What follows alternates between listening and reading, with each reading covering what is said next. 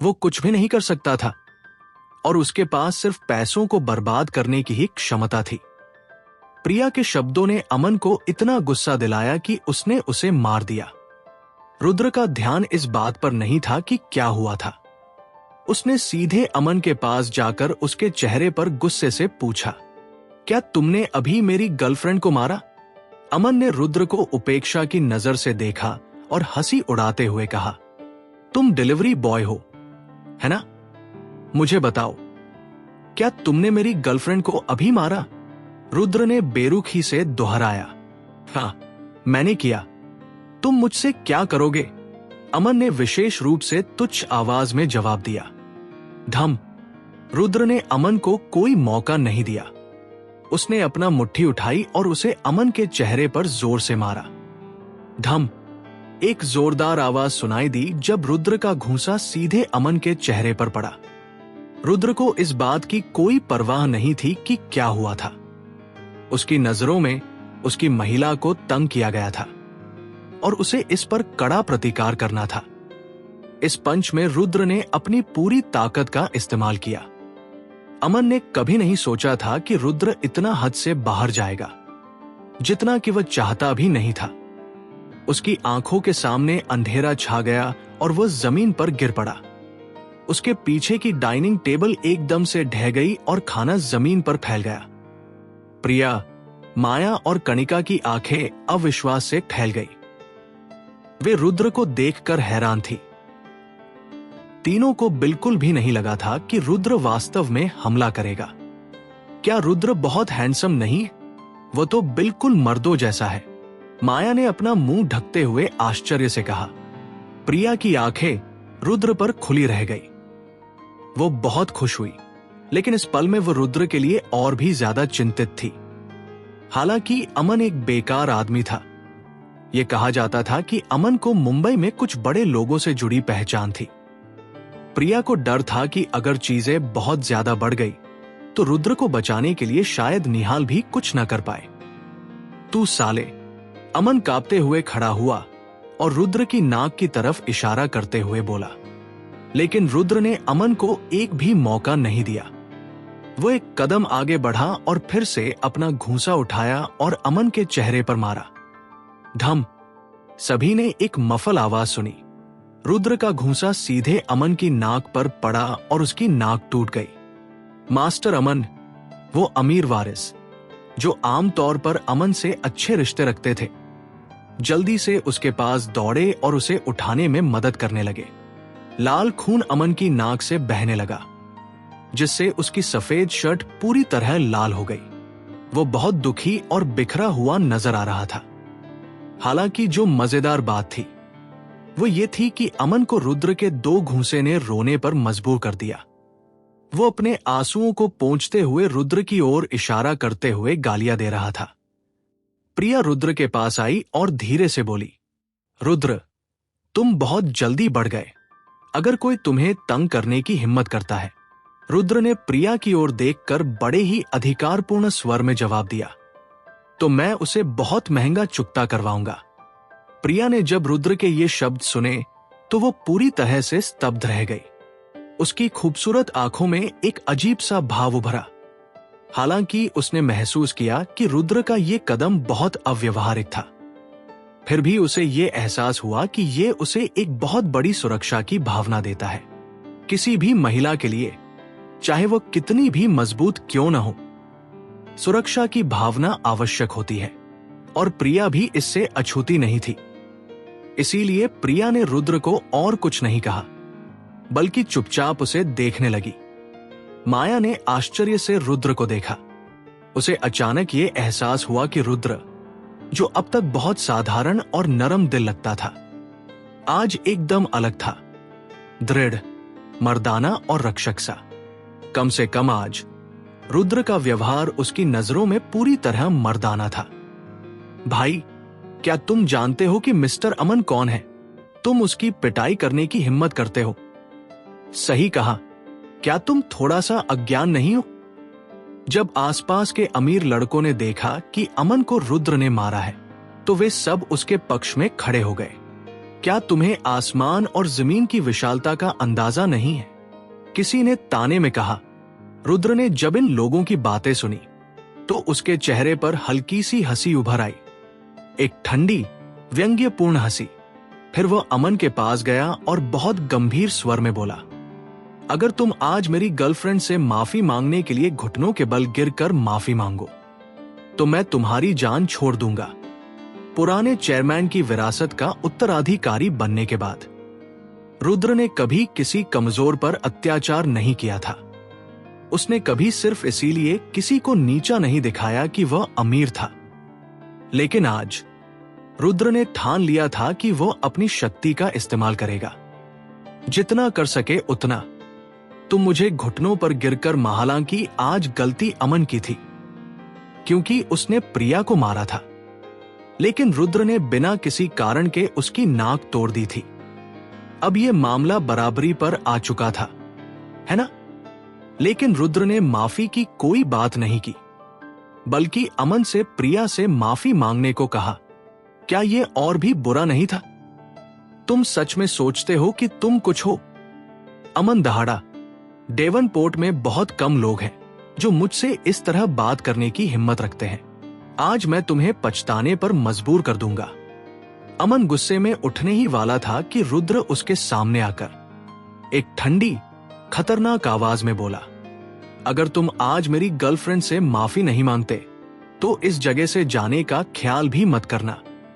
रुद्र के शब्द सुनकर अमन ठिठक गया। वो वही जमकर खड़ा रह गया। उसने गुस्से से रुद्र को घूरा। उसे कभी नहीं लगा था कि कोई उसकी इतनी बेइज्जती करने की हिम्मत करेगा। रुद्र ने न सिर्फ उसकी नाक तोड़ी थी, बल्कि अब उसे मजबूर कर रहा था कि वह एक लड़की से माफी मांगे। ये उसके लिए किसी अपमान से कम नहीं था। वो पूरी तरह से जल उठा था, लेकिन रुद्र की आंखों में जो ठंडक थी वह किसी को भी कदम बढ़ाने से पहले 100 बार सोचने पर मजबूर कर सकती थी। बिल्कुल दोस्तों, मैं पहले जिस वॉइस में ऑडियो बनाता था उस वॉइस में अब ऑडियो नहीं बन रहे हैं, तो आज से आपको एक नई आवाज में स्टोरी सुनने को मिलेगी। धीरे धीरे आपको इस आवाज की भी आदत हो जाएगी। तो चलिए स्टोरी कंटिन्यू करते हैं। रुद्र ने अमन को कोई अहमियत नहीं दी थी क्योंकि अमन ने प्रिया को मारा था, तो रुद्र निश्चित रूप से उसे 100 गुना बदला लेने वाला था। अगर यह कोई और मामला होता तो शायद रुद्र सहन कर सकता था, लेकिन इस मामले में वो पीछे नहीं हटने वाला था। अमन के कृत्य ने पूरी तरह से रुद्र की सहनशीलता की सीमा को पार कर दिया था। तो लड़के, अब बस कर, इतना घिनौना मत बन। हाँ, ये लम है।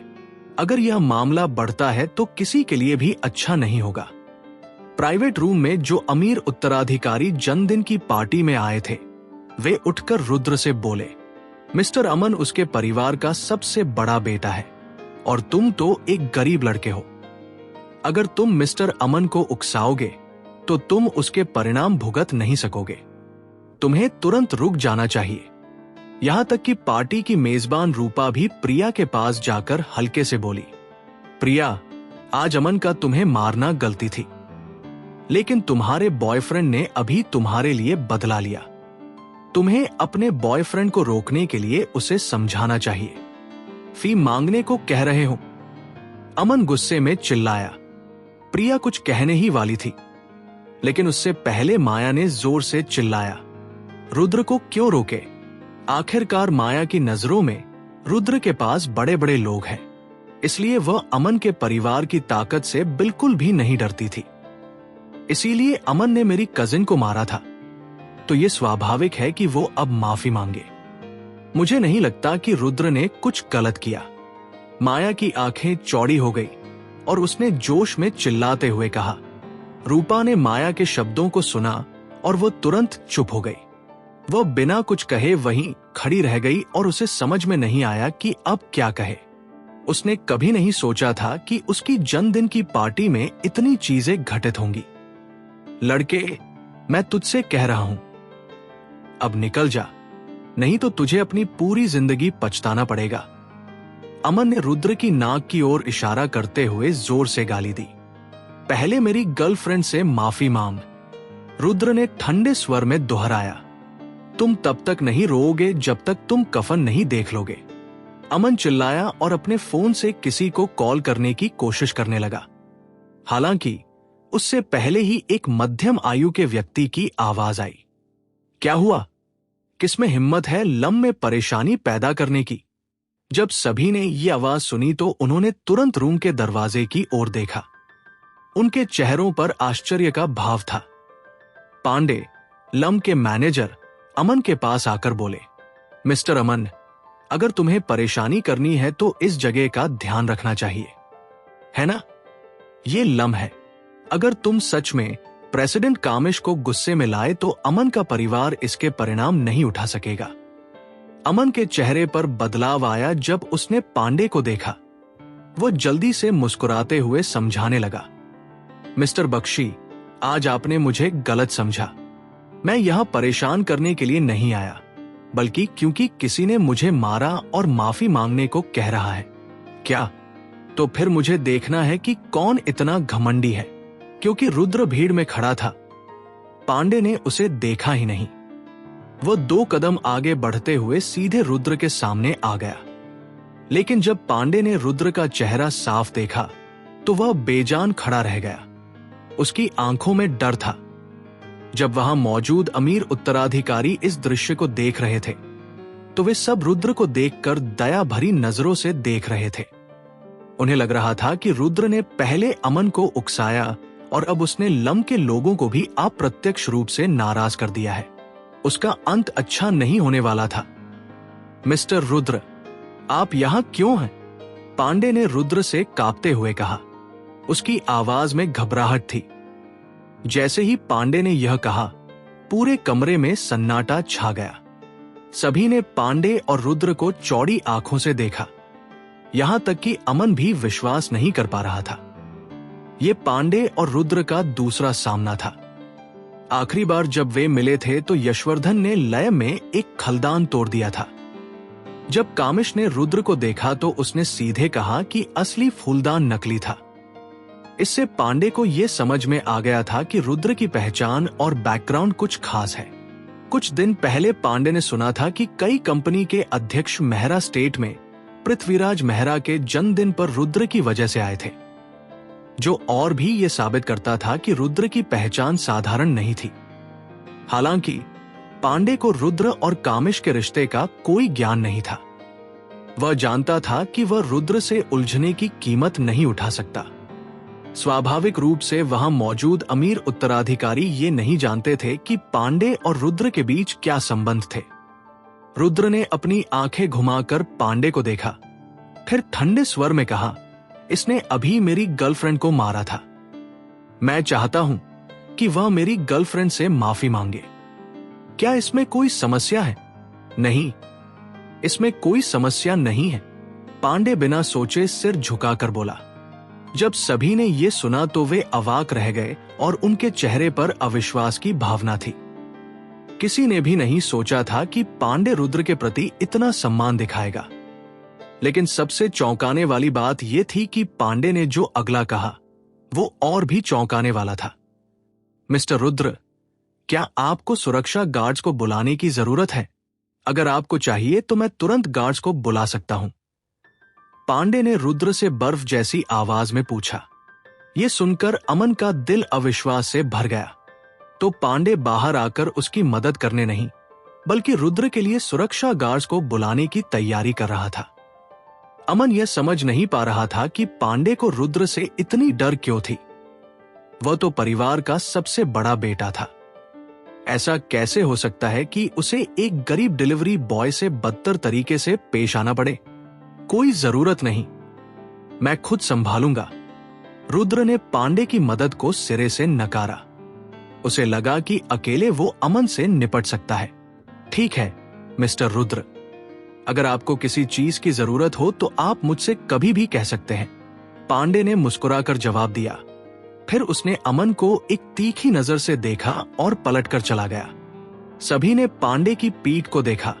उनके मन में मिश्रित भावनाएं थी। किसी ने नहीं सोचा था कि ऐसा परिणाम होगा।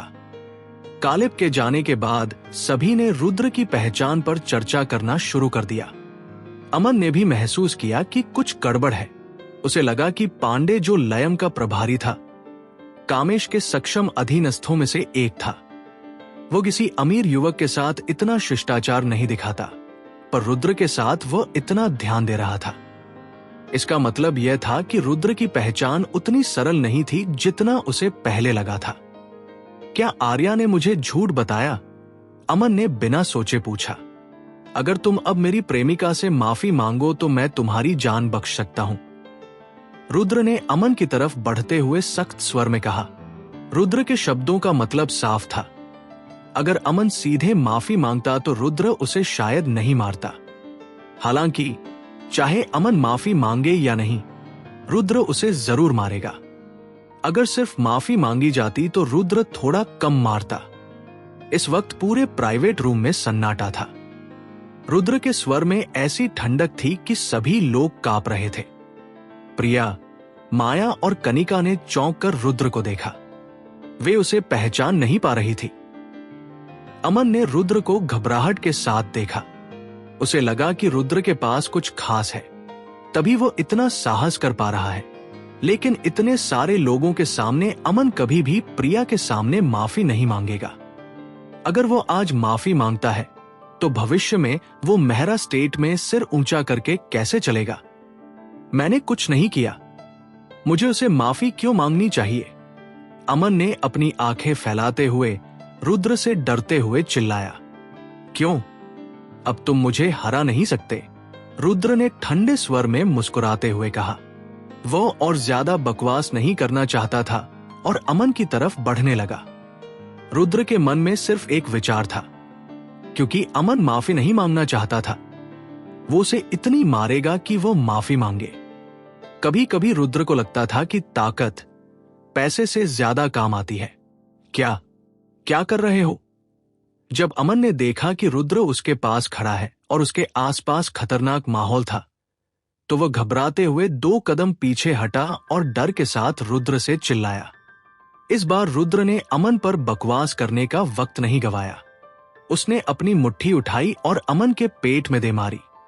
हालांकि रुद्र कोई मार्शल आर्टिस्ट नहीं था, लेकिन वह बचपन से ही अपने पिता से मुक्का मारना सीख चुका था। उसकी शारीरिक क्षमता सामान्य लोगों से कहीं ज्यादा थी। इसके अलावा जब से रुद्र वयस्क हुआ था और शारीरिक श्रम करने लगा था, उसकी ताकत एक आम लड़के जैसे अमन से कहीं बेहतर थी। रुद्र के मुक्के के बाद अमन का शरीर झींगे की तरह मुड़ गया। एक भयंकर दर्द ने तुरंत अमन के सिर को घेर लिया। खूफ। अमन न चाहने के बावजूद खून का एक थूक बाहर निकाल बैठा।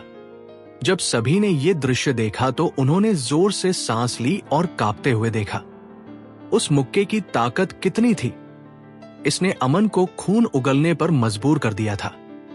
रुद्र, तुम... अमन ने मुंह खोला और बोलने ही वाला था, लेकिन रुद्र ने उसे बोलने का कोई मौका नहीं दिया। उसने फिर से अपनी मुट्ठी उठाई और अमन के सिर पर दे मारी।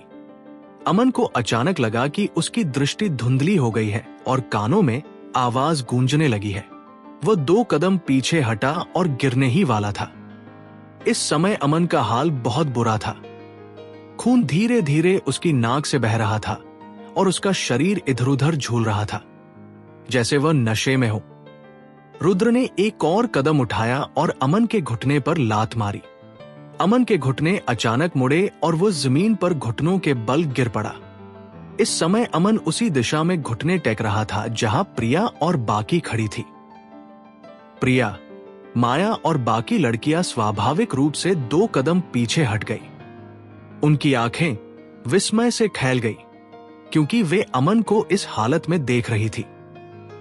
अमन पूरी तरह से रुद्र के हमले से चौंका हुआ था। रुद्र ने अमन के कंधे पर कदम रखते हुए सख्त लहजे में कहा, मेरी प्रेमिका से माफी मांगो। जब अमन ने रुद्र के शब्द सुने तो वह कांपने लगा। वो अब सच में रुद्र से डरने लगा था, क्योंकि उसे समझ में आ गया था कि अगर उसने अब माफी नहीं मांगी तो रुद्र कुछ भी कर सकता था। अगर उसे पीटा गया तो ये उसे और भी बदतर लगेगा। मुझे माफ करो, अमन घुटनों के बल बैठते हुए थोड़ी देर के लिए रुका। फिर उसने दांत भींचते हुए प्रिया से कहा, जोर से कहो, तुम पहले इतने अभिमानी थे ना। रुद्र ने बर्फीले स्वर में कहा, मिस मेहरा, मुझे माफ करो। अभी जो हुआ वो मेरी गलती थी। मुझे तुम्हें नहीं मारना चाहिए था। अमन ने अजीब तरह से ईमानदार स्वर में चिल्लाया। यह दृश्य देखकर प्राइवेट रूम में मौजूद रिच यंग किड्स ने एक साथ सांस खींची। किसी ने भी नहीं सोचा था कि अमन प्रिया से माफी मांगेगा, और वह भी घुटनों के बल झुककर। रुद्र, उसे छोड़ दो। प्रिया को डर था कि अगर रुद्र ने और हंगामा किया तो मामला और बढ़ जाएगा। इसलिए उसने जल्दी से रुद्र से कहा। रुद्र ने अमन को बिना किसी सहानुभूति के देखा और उसे लात मारी। फिर खंडे स्वर में बोला, मुझे पता है कि तुम अब भी मुझसे नाराज हो। अगर तुम मुझसे बदला लेना चाहते हो तो मैं तुम्हारे साथ कभी भी हूं, लेकिन अगर तुमने मेरी प्रेमिका को छेड़ने की हिम्मत भी की तो मैं सहगल फैमिली को दर्द सहने दूंगा। जब अमन ने यह सुना तो उसने मुड़कर रुद्र को देखा, फिर दांत भींचते हुए बोला, ठीक है लड़के, तुम्हारे पास हिम्मत है, तुम इंतजार करो, मैं अभी किसी को बुलाता हूं। जाओ। रुद्र ने बहुत ही तिरछे स्वर में कहा। इंतजार करो, अमन ने चिल्लाते हुए कहा। फिर वो उठकर प्राइवेट रूम के दरवाजे की तरफ भागा। उसने अपना फोन निकाला और एक कॉल की। आर्या, कुछ लोगों को पीटने के लिए भेज दो। ये प्रिया, रुद्र और बाकी लोग हैं, जल्दी से कुछ लोग भेज दो। अमन ने घबराते हुए फोन पकड़े हुए कहा, ठीक है, मैं अभी जाती हूं। आर्या ने अमन के शब्द सुनते ही जल्दी से जवाब दिया और फोन रख दिया। इंतजार करो। अमन ने दरवाजे पर खड़े होकर रुद्र, प्रिया और बाकी को गुस्से से देखा। इस समय उसका इरादा इस जगह को छोड़ने का बिल्कुल नहीं था। वो सारा सम्मान वापस लेना चाहता था जो अभी उसने खो दिया था। रुद्र, तुम आज बहुत हैंडसम लग रहे हो, मैं तुम्हें लाइक देती हूं। माया जल्दी से रुद्र के पास दौड़ी और उत्साहित होकर बोली, माया, क्या तुम यहां शोर मचाना बंद कर सकती हो? प्रिया ने धीरे से फटकारा और फिर रुद्र की ओर देखा। रुद्र, तुम सच में अभी बहुत ज्यादा उग्र थे। अमन, उसने आगे कहा, प्रिया, क्या तुम्हारा चेहरा ठीक है? प्रिया अपनी बात पूरी भी नहीं कर पाई थी कि रुद्र ने कोमलता से पूछा, मैं ठीक हूं। प्रिया की आंखों में आभार की झलक आई जब उसने रुद्र के शब्द सुने। उसने उन शब्दों को गले में ही घोंट लिया जो वो रुद्र से कहने वाली थी। रुद्र, तुम अभी बहुत उतावले थे। तुमने अमन को क्यों मारा? क्या तुम जानते हो कि सहगल फैमिली कितनी खतरनाक है? प्रिया ने थोड़ी झिझकते हुए लेकिन फिर भी रुद्र से पूछ लिया, सहगल फैमिली कितनी भी खतरनाक क्यों न हो, अगर कोई तुम्हारा उत्पीड़न करता है तो मैं उसे इसकी सजा जरूर दूंगा। रुद्र ने मुड़कर उसे देखा और एक अजीब सी शांति से उत्तर दिया। प्रिया ने जब रुद्र के शब्द सुने तो वह चौंक गई। वो अवर्णनीय रूप से प्रभावित हुई।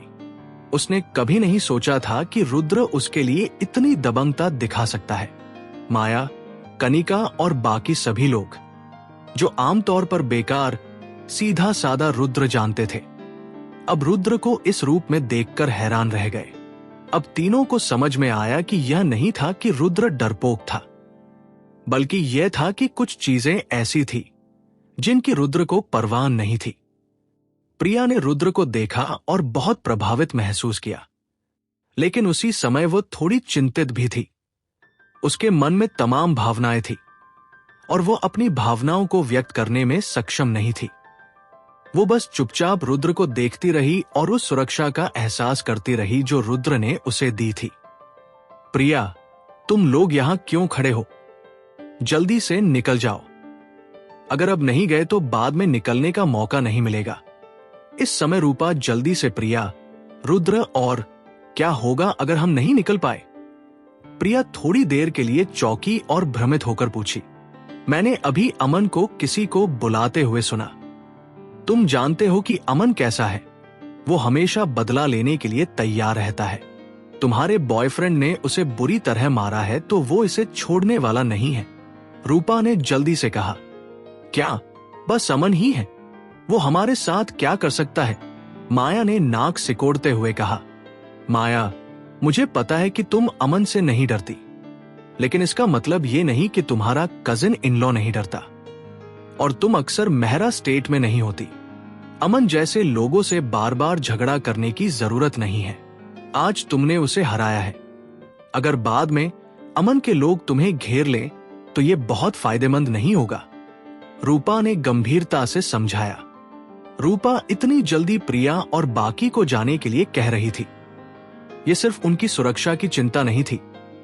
दरअसल वह इस मामले को और बढ़ते हुए नहीं देखना चाहती थी। आखिरकार आज उसका जन्मदिन था। अगर यह सच में बड़ा मुद्दा बन जाता तो वह भी जिम्मेदार होती।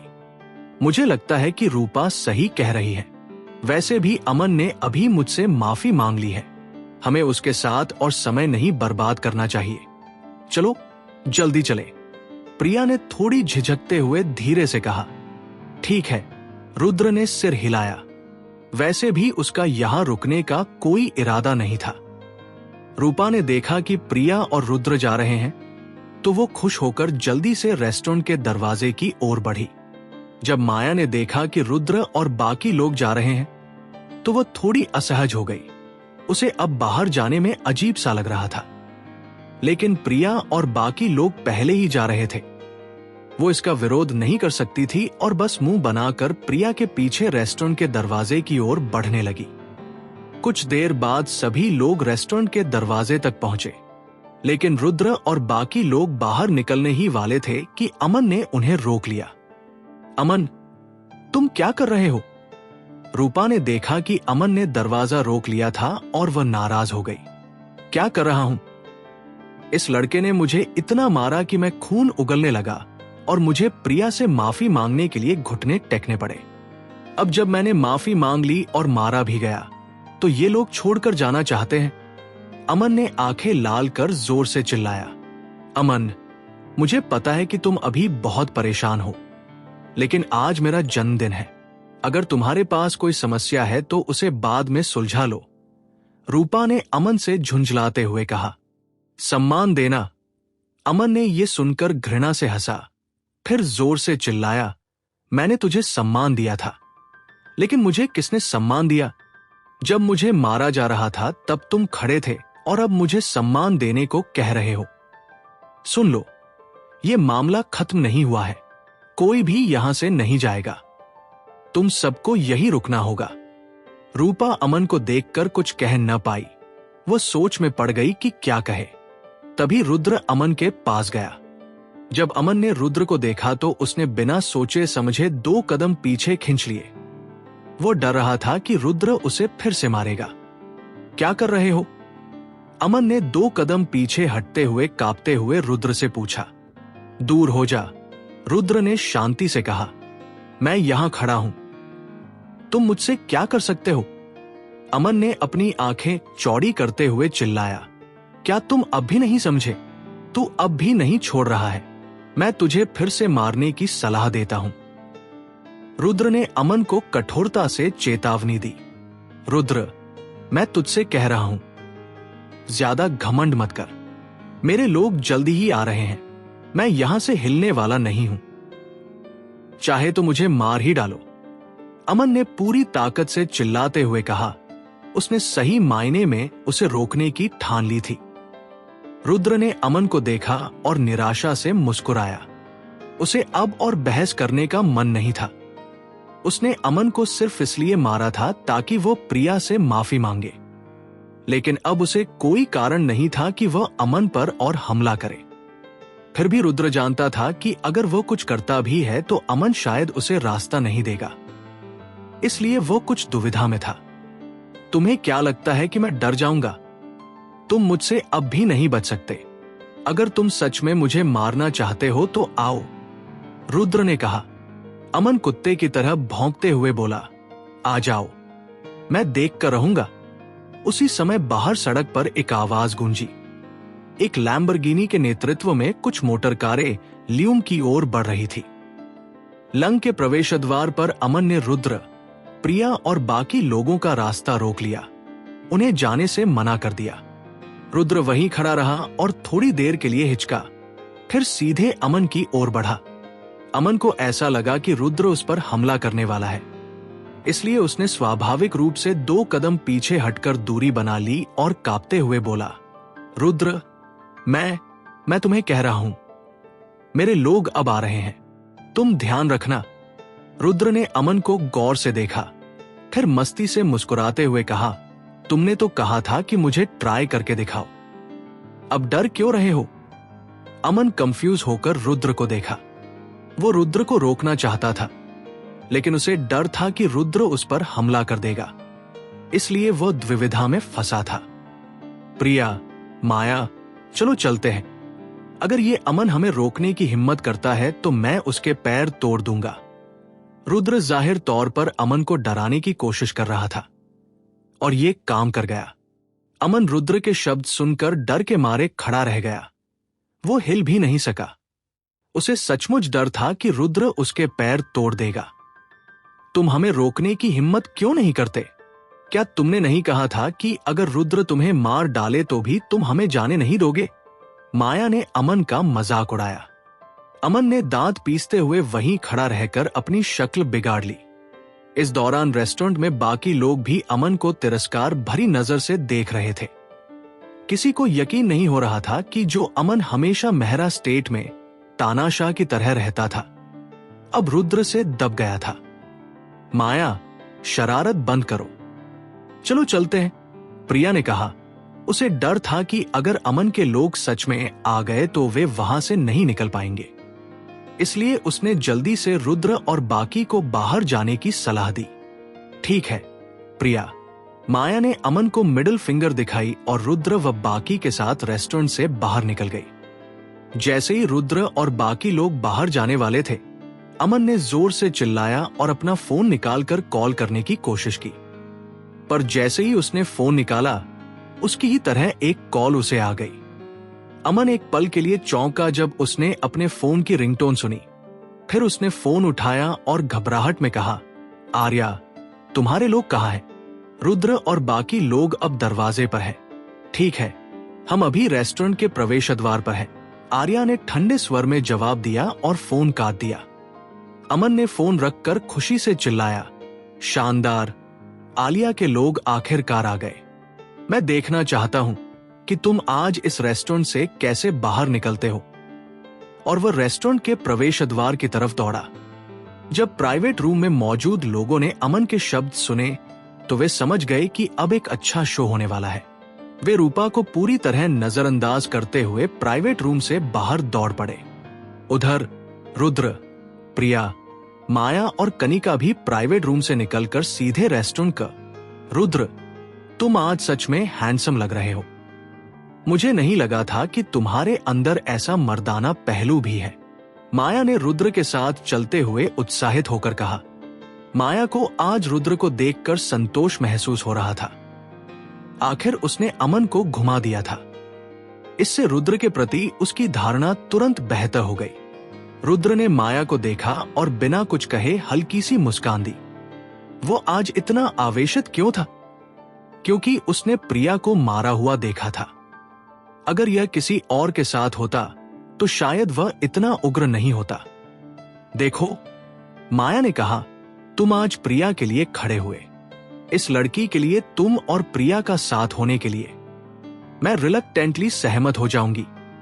माया, क्या बकवास कर रही हो? क्या तुम्हें लगता है कि मुझे रुद्र के साथ रहना है या नहीं? यह तुम्हारा मामला है, प्रिया ने झेंपते हुए और गुस्से में कहा। उसका चेहरा लाल पड़ गया था। प्रिया, यहां मासूमियत का नाटक मत करो। मैंने कल रात जो कहा वो सब सुना है। क्या तुम अब तैयार हो?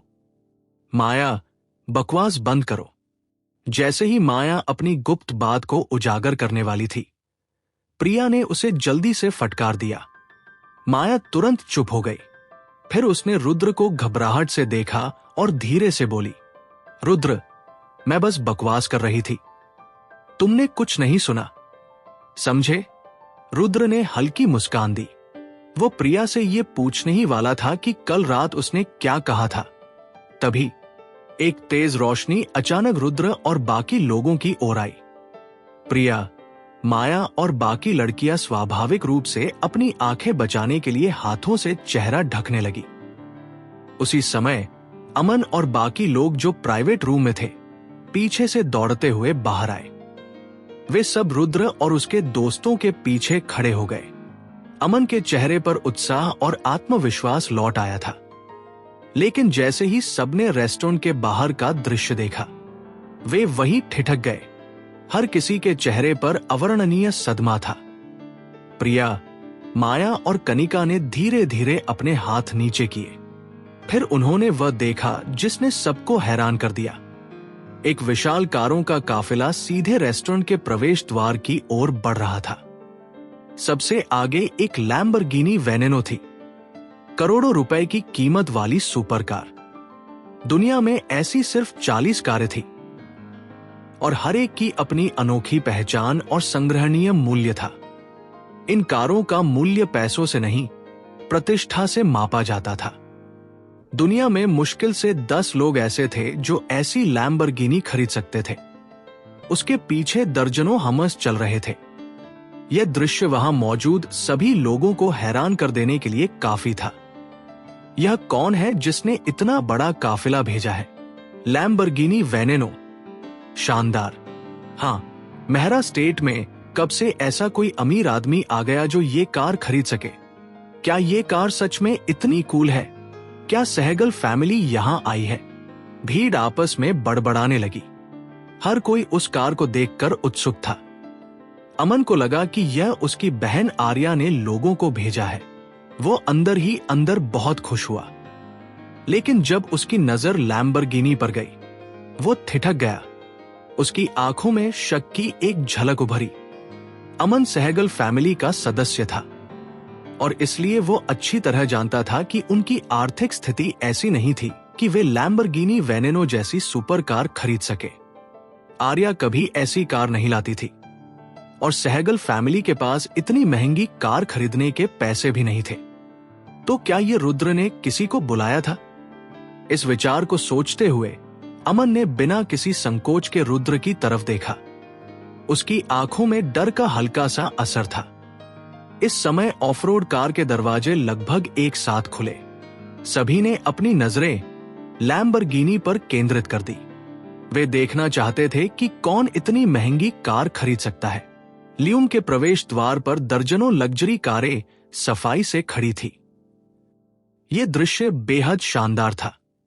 हालांकि मेहरा स्टेट ने पिछले कुछ वर्षों में बहुत तेजी से विकास किया था, चाहे वो आसपास की सुविधाएं हों या शहरी क्षेत्र की समृद्धि। अब यह मुंबई जैसे बड़े शहरों से भी मुकाबला कर सकता था। इसके अलावा मेहरा स्टेट में काफी अमीर लोग रहते थे। लेकिन आज का दृश्य मेहरा स्टेट के लोगों के लिए भी बहुत चौंकाने वाला था। यह जानना जरूरी था कि पूरे देवनगर में भी कोई इस तरह का काफिला नहीं इकट्ठा कर सकता था। लैम्बोर्गिनी वेनेनो सबसे आगे थी। इसके बाद हमर एसयूवीज चल रही थी। ये हमर एसयूवीज सभी 1,000,000 से ज्यादा कीमत वाली थी।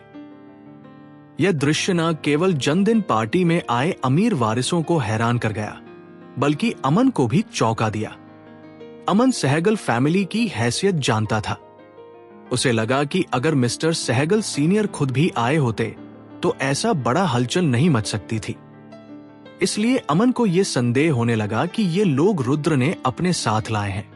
अगर रुद्र ही ये काफिला लेकर आया था तो अमन को लगता था कि वह आज बड़ी मुसीबत में फंस जाएगा। इसलिए उसका चेहरा और भी नर्वस हो गया।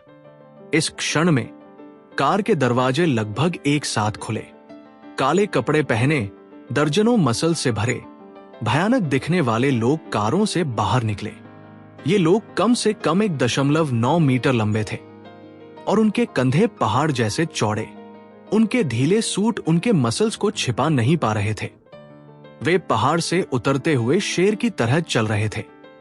इन काले कपड़े पहने पुरुषों को देखकर वहां मौजूद सभी लोग थरथरा गए। कुछ युवा महिलाएं, जो शो देखना चाहती थी, मुड़कर वापस रेस्टोरेंट में दौड़ गई। वे खिड़की से देख रही थी। क्या क्या हो रहा है? माया ने इन काले कपड़े पहने लोगों को देखकर डर के मारे रुद्र से कहा। यह स्पष्ट था कि माया, जो हमेशा निडर रहती थी, अब थोड़ी घबराई हुई थी। आखिरकार कौन नहीं डरेगा ऐसे एक बड़े काफिले से?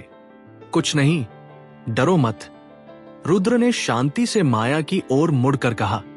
रुद्र ने देखा कि अमन भी वहीं खड़ा था। वह दंग था।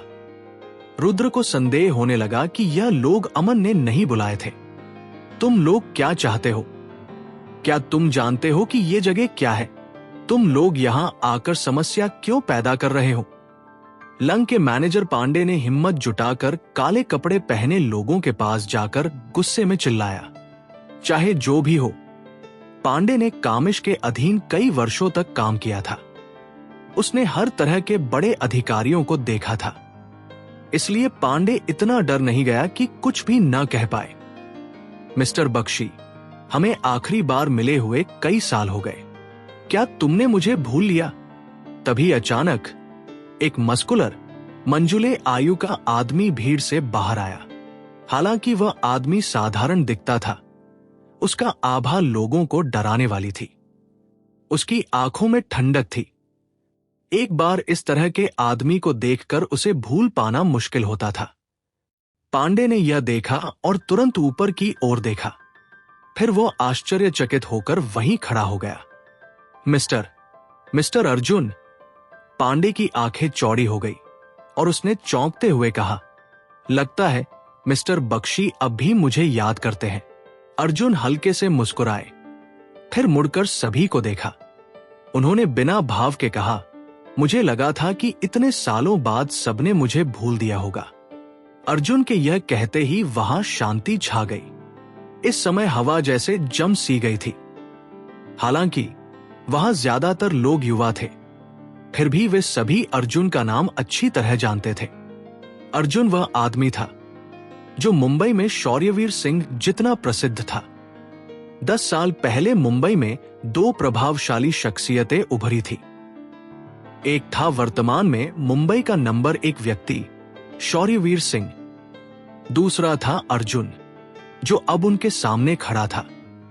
उस समय अर्जुन और शौर्यवीर सिंह दोनों बराबरी के थे।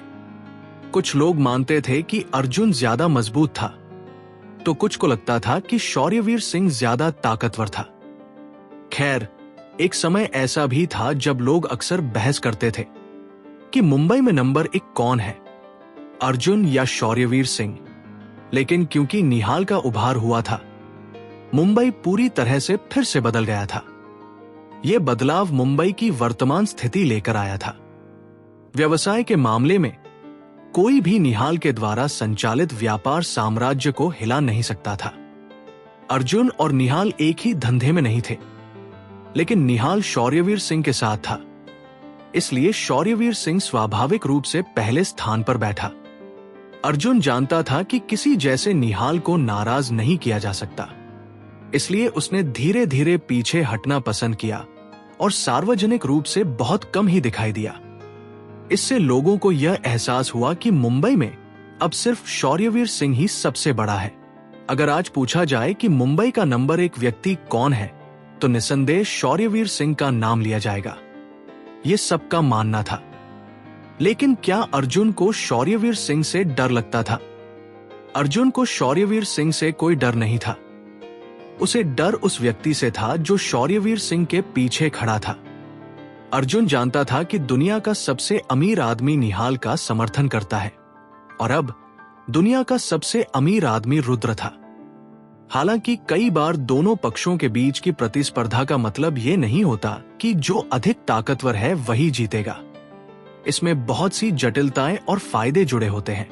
अर्जुन लंबे समय तक मुंबई में नहीं आया था, लेकिन मुंबई के कई लोगों ने उसका नाम और अफसाने सुने थे। इसलिए जब अर्जुन उनके सामने खड़ा हुआ तो वे अनजाने में डर महसूस करने लगे। रुद्र ने अपनी आंखें सिकोड़ी और अर्जुन को देखा। हालांकि उसे अर्जुन और शौर्यवीर सिंह के बीच के अतीत के बारे में पूरी जानकारी नहीं थी, फिर भी वह दबाव महसूस कर सकता था। अमन खुद भी हैरान था। उसने आर्या को कॉल करके किसी को भेजने के लिए कहा था ताकि रुद्र को सबक सिखाया जा सके, लेकिन उसे उम्मीद नहीं थी कि यहां कोई ऐसा व्यक्ति होगा जैसे अर्जुन। अगर अर्जुन सचमुच आर्या के द्वारा बुलाया गया था तो बात अलग थी, पर अमन को सबसे ज्यादा डर यही था कि अगर रुद्र ने अर्जुन को बुलाया था तो मामला और मुश्किल हो सकता है। अर्जुन हमारे मेहरा स्टेट पर क्यों आएंगे? हाँ, सुना है कि अर्जुन ने रिटायरमेंट ले लिया है, तो फिर वो अब क्यों वापस आए हैं? क्या अर्जुन वही समर्थन है जिसे अमन ने बुलाया था? सहगल फैमिली इतनी शक्तिशाली कब से हो गई? उन्होंने अर्जुन जैसे बड़े आदमी को कैसे जान लिया? ऐसे सवाल हवा में घूमने लगे और बाहर खड़े लोग अर्जुन की पहचान का पता चलते ही धीरे धीरे बातें करने लगे। पांडे भी हैरान था। उसे समझ नहीं आ रहा था कि अर्जुन अचानक यहां क्यों आ गए थे। वो घबराते हुए आगे बढ़ा और पूछा, मिस्टर अर्जुन, आज आप यहां क्या करने आए हैं? क्या आप खाने के लिए आए हैं? अर्जुन ने गहरी नजर से पांडे को देखा, फिर बिना भाव के कहा, मैं आज कुछ काम से यहां आया हूं। मिस्टर बख्शी, मैं आपसे उम्मीद करता हूं कि आप मुझे अपना काम करने की जगह दें और दूसरों के मामलों में दखल न दें, वरना मुझे कठोर कदम उठाने में कोई संकोच नहीं होगा। पांडे का दिल तेजी से धड़कने लगा। अब उसे समझ आ गया था कि अर्जुन खाना खाने या किसी को ढूंढने के लिए नहीं आए थे, वो तो यहां परेशानी डालने के लिए आए थे। मिस्टर अर्जुन, आप दरअसल क्या चाहते हैं? पांडे ने घबराते हुए पूछा। अर्जुन ने पांडे के सवाल का जवाब नहीं दिया। इसके बजाय वो लैम्बोर्गिनी के पास गए और धीरे से दरवाजा खोला। जब सभी ने ये दृश्य देखा तो उनकी नजरें फिर से लैम्बोर्गिनी पर केंद्रित हो गई। वे जानना चाहते थे कि अर्जुन को कार का दरवाजा खोलने के लिए कौन सी बड़ी हस्ती प्रेरित कर रही थी। कार का दरवाजा धीरे धीरे खुला। एक जोड़ी पतली और गोरी टांगे धीरे धीरे कार से बाहर निकली। वहां मौजूद पुरुषों ने जब ये खूबसूरत पैर देखे तो वे आंतरिक रूप से उत्तेजित हो उठे। वे सिर्फ इन सुंदर टांगों को देखकर ही बहुत उत्साहित हो गए। चेहरे की तो बात ही छोड़िए, किसी ने भी यह उम्मीद नहीं की थी कि लैम्बोर्गिनी में बैठी हुई व्यक्ति महिला होगी। न केवल वह महिला थी, बल्कि वह एक देवी समान थी। कुछ पल बाद एक खूबसूरत महिला लैम्बोर्गिनी से बाहर निकली। उसकी आभा ने तुरंत वहां मौजूद सभी लोगों को चौंका दिया। महिला की शानदार काया थी। उसने एक कड़ा चमड़े का जैकेट और एक जोड़ी हॉट पैंट्स पहने थे। उसकी पतली और गोरी टांगे असाधारण रूप से आकर्षक थी। वो काले बूट्स पहने हुई थी। वह पूरी तरह से शाही और अप्रत्यक्ष दिखती थी। उसकी पूरी शख्सियत एक ऐसी आभा से भरपूर थी जो लोगों को उससे 1000 मील दूर रखे। यह महिला एक फिल्म की रानी जैसी लग रही थी। खासकर जब उसकी इतनी शानदार उपस्थिति देखी जाए तो यह महसूस होता था कि वो किसी बड़े गैंगस्टर की महिला हो सकती है। क्षण भर में सभी का ध्यान उसी महिला पर केंद्रित हो गया। उसी समय एक लड़की लैम्बोर्गिनी के फ्रंट पैसेंजर सीट से बाहर निकली। हालांकि इस लड़की की उपस्थिति और आभा पिछली लड़की जितनी प्रभावशाली नहीं थी, फिर भी वो लगभग उतनी ही आकर्षक थी। इसी कारण से उसने तुरंत कई लोगों का ध्यान आकर्षित किया। ये लड़की अमन की असली बहन आर्या थी, जिसने कणिका और प्रिया के साथ कलेक्टिव स्ट्रोक्स में झगड़ा किया था। आर्या की उपस्थिति एक ही बात साबित करती थी, आर्या ने ही अर्जुन और बाकी लोगों को बुलाया था, वरना आर्या लैम्बोर्गिनी में क्यों बैठी होती।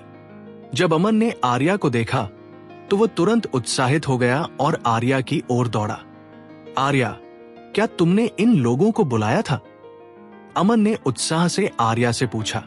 हाँ, इन अंधों ने मेरे भाई को परेशान किया। आज इन्हें सबक सिखाना जरूरी है, आर्या ने एक दबंग आनंद के साथ जवाब दिया।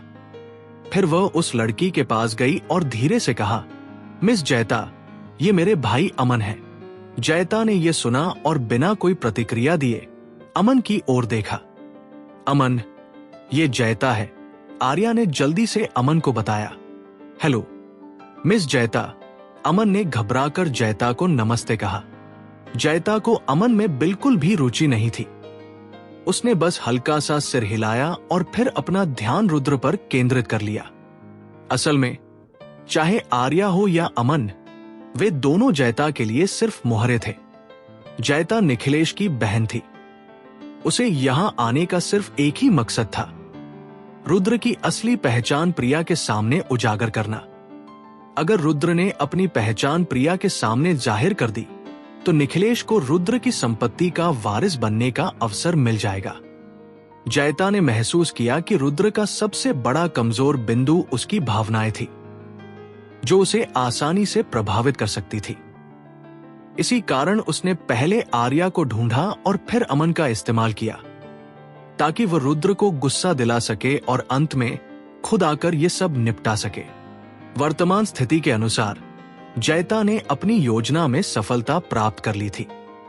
अब आर्या और अमन काका, तुम्हें किसने मारा है? जयता अब अपनी पहचान उजागर नहीं कर सकती थी, क्योंकि उसे पता था कि अगर रुद्र को निखिलेश से उसके संबंधों के बारे में पता चला तो वह सतर्क हो जाएगा। इसके बाद रुद्र के लिए उसका असली चेहरा उजागर करना मुश्किल हो जाएगा। इसलिए जयता को अभी भी अपनी असली पहचान छिपाए रखनी थी। अमन को जयता की बात सुनकर थोड़ी देर के लिए झटका लगा। फिर उसने जल्दी से रुद्र की ओर मुड़ते हुए उसे दिखाया और कहा, मिस जयता, यही है वो आदमी जिसने मुझे मारा। जयता ने हल्की सी मुस्कान के साथ ये सुना। फिर वो रुद्र की ओर बढ़ने लगी। अर्जुन भी जयता के पीछे चल रहे थे। जब सबने देखा कि जयता और बाकी लोग आ रहे हैं, तो उन्होंने 2 कदम पीछे हटकर उनके लिए रास्ता बना लिया।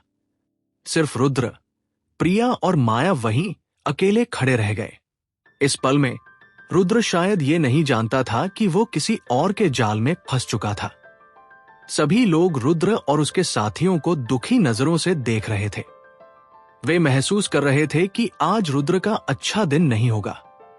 ये महिला कौन है जिसने अर्जुन जैसे बड़े आदमी को अपनी बात सुनाई? आर्या ने ऐसी बड़ी हस्ती से कब दोस्ती कर ली? अर्जुन को अपने अधीन करने वाली इस महिला का बैकग्राउंड तो कुछ खास ही होगा। वहीं मौजूद संपन्न वारिसों ने शोर शराबे के बीच धीमी आवाज में चर्चा शुरू कर दी। रुद्र, अब हमें क्या करना चाहिए? माया ने देखा कि जयता और बाकी लोग धीरे धीरे उनकी ओर बढ़ रहे थे और परेशान होकर रुद्र से पूछा, चिंता मत करो, आज का दिन तुमसे संबंधित नहीं है। अगर कुछ होगा तो मैं अकेले ही उसका सामना करूंगा। रुद्र ने शांति से जवाब दिया। लेकिन माया मुंह खोलने ही वाली थी कि इसी समय जयता और बाकी लोग रुद्र के सामने खड़े हो गए। जयता ने रुद्र को घूरते हुए पूछा, क्या तुम वही हो जिसने उसे मारा था? जयता ने रुद्र की ओर कदम बढ़ाया और उसे तिरस्कार भरी नजरों से देखा। वो सच में समझ नहीं पा रही थी कि रुद्र जैसा व्यक्ति क्यों पुराने चेयरमैन द्वारा पसंद किया गया और उसकी 10 ट्रिलियन रुपए की संपत्ति का उत्तराधिकारी बना। लेकिन वह यह भी जानती थी कि अब इस बारे में सोचने का समय नहीं था। इस वक्त एक और ज्यादा महत्वपूर्ण काम था जो उसे करना था, और वह था रुद्र की असली पहचान प्रिया के सामने उजागर करना। यह सुनिश्चित करने के लिए कि उसने सही व्यक्ति को पहचाना है। जयता ने रुद्र की ओर देखा और सवाल किया, तुम्हारा नाम क्या है? रुद्र के चेहरे पर इस वक्त एक भी डर की झलक नहीं थी। उसका स्वर बहुत शांत था। जब उसने जवाब दिया, रुद्र, जयता के चेहरे पर मुस्कान और भी तिरस्कार भरी लगने लगी। उसने अर्जुन की ओर नजर डाली और उसे लापरवाही से देखा। जब अर्जुन ने उसकी आंखों में देखा तो उसे तुरंत समझ में आ गया कि क्या हो रहा था। उसने तुरंत पास खड़े बॉडीगार्ड से कुछ कहा। जल्दी ही बॉडीगार्ड ने रेस्टोरेंट से एक कुर्सी बाहर लाकर जयता के पीछे रख दी। जयता ने ठाठ से उस पर बैठते हुए अपनी पतली और गोरी टांगे क्रॉस कर ली।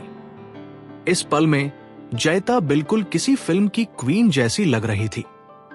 उसकी आभा इतनी प्रभावशाली थी कि वहां मौजूद सभी लोग बिना किसी इरादे के उसके प्रति एक डर की झलक दिखाने लगे। अमन, आर्या और अर्जुन जयता के पीछे खड़े होकर उसकी अगली हिदायत का इंतजार कर रहे थे। उन्हें पता था कि जैसे ही जयता कुछ कहेगी, रुद्र और बाकी लोगों का बुरा हाल हो जाएगा। हालांकि जयता आज यहां अमन से बदला लेने के लिए नहीं आई थी। उसका असली लक्ष्य रुद्र की असली पहचान प्रिया के सामने उजागर करना था। तुमने अभी अभी अमन को मारा था, क्या तुम मुझे इसका कोई स्पष्टीकरण नहीं दोगे, लड़के? जयता ने शरारती मुस्कान के साथ रुद्र की तरफ देखा। कौन सा स्पष्टीकरण चाहिए तुम्हें? रुद्र ने ठंडे स्वर में पूछा। अमन ने पहले मेरी कजिन को मारा था, माया ने हिम्मत जुटाकर जवाब दिया। जब जयता ने माया की बात सुनी तो उसने माया की ओर घूमकर ठंडे स्वर में कहा, लड़की, मैं तुम्हें सलाह देती हूं, अपनी जुबान बंद रखो, नहीं तो मैं किसी को भेजकर तुम्हारी जीभ काटवा दूंगी। माया जयता की आभा से डर गई। वह तुरंत 2 कदम पीछे हट गई और बड़ी आंखों से जयता की तरफ देखती रही, बिना कुछ कहे। रुद्र शायद इकलौता ऐसा व्यक्ति था जो इस समय शांति से खड़ा था। उसने जयता से बिना भाव के दोबारा पूछा, क्या स्पष्टीकरण चाहिए तुम्हें? बहुत साधारण है, क्योंकि तुमने मेरे लोगों को मारा है तो तुम्हें मेरे साथ आना होगा। हालांकि जाने से पहले मैं तुम्हें अपने परिवार से बात करने की अनुमति देती हूं। आखिरकार तुम शायद उन्हें भविष्य में फिर से न देख पाओ, जयता ने कहा। फिर वो रुपएदार अंदाज में आगे बोली, जो 3 महिलाएं तुम्हारे पीछे खड़ी हैं, उनकी काया और रूप बहुत अच्छे हैं। मैं उन्हें विदेश बेचने जा रही हूं। और तुम? जयता कुछ देर के लिए रुकी, फिर हल्के स्वर में बोली, मैं तुम्हें अमन के हवाले कर रही हूं। अब यह इस पर निर्भर करेगा कि वह तुम्हारे साथ क्या करता है, समझे? यह साफ था कि जयता जानबूझकर प्रिया, माया और बाकी को रुद्र को उकसाने के लिए इस्तेमाल कर रही थी, क्योंकि पिछली जांच में उसने देखा था कि रुद्र को प्रिया की बहुत परवाह है। प्रिया ही रुद्र की सबसे बड़ी कमजोरी थी। जब प्रिया, माया और कनिका ने जयता के शब्द सुने तो उनके आंखों में डर की झलक आ गई। वे बेहद नर्वस हो उठे। चारों ओर खड़े अमीर वारिस हैरानी और डर के मिश्रित भाव से जयता को देख रहे थे। वे समझ नहीं पा रहे थे कि जयता ऐसी बातें इतनी सार्वजनिक रूप से क्यों कह रही है। क्या उसकी आंखों में सच में कोई कानून नहीं था? ये लड़का अभी कितना घमंडी हो गया है, अब तो वह चुप भी नहीं रहा। ये लड़का सीधे मौत को गले लगा रहा है। अमन जैसे व्यक्ति को भी तंग करने की हिम्मत करता है। कुछ युवा लोग आपस में फुसफुसाए। सब रुद्र और उसके साथियों की तरफ देख रहे थे और हल्की आवाजों में चर्चा कर रहे थे। इस बीच रुद्र ने जयता को नजदीकी नजर से देखा और उसकी आंखों में अचानक वो समझ नहीं पा रहा था। क्या उसने केवल अमन को ही नहीं मारा था? क्या इस महिला को इतनी बड़ी हलचल मचाने की जरूरत थी?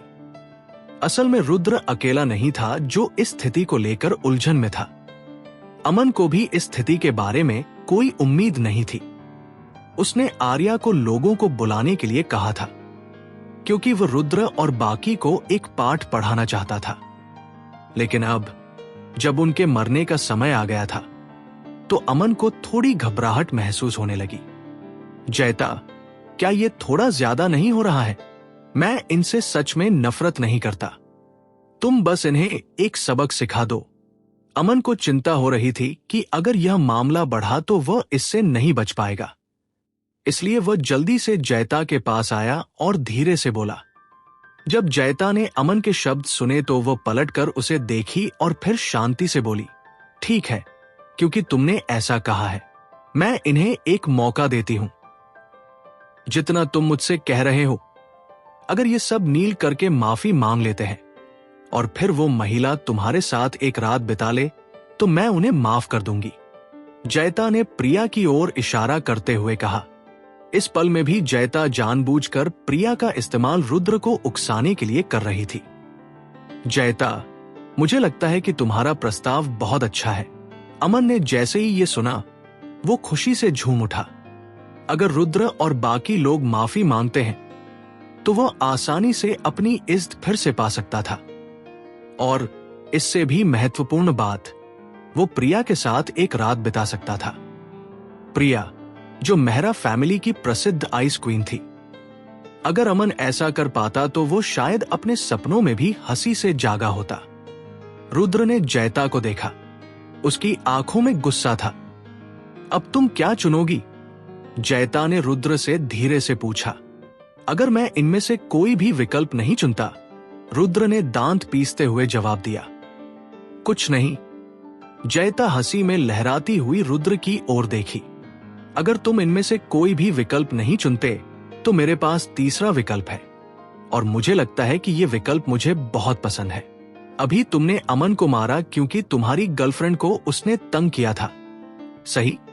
तो अब मैं अमन को तुम्हारी गर्लफ्रेंड का चेहरा खरोंचने दूंगी। अगर तुम सह सकते हो कि तुम्हारी गर्लफ्रेंड एक डरावनी राक्षस बन जाए, तो मैं तुम सबको जाने दूंगी। क्या कहते हो? अर्जुन, मुझे अब इन लोगों से कोई बकवास नहीं करनी है। इस क्षण में जयता अचानक चिल्लाई।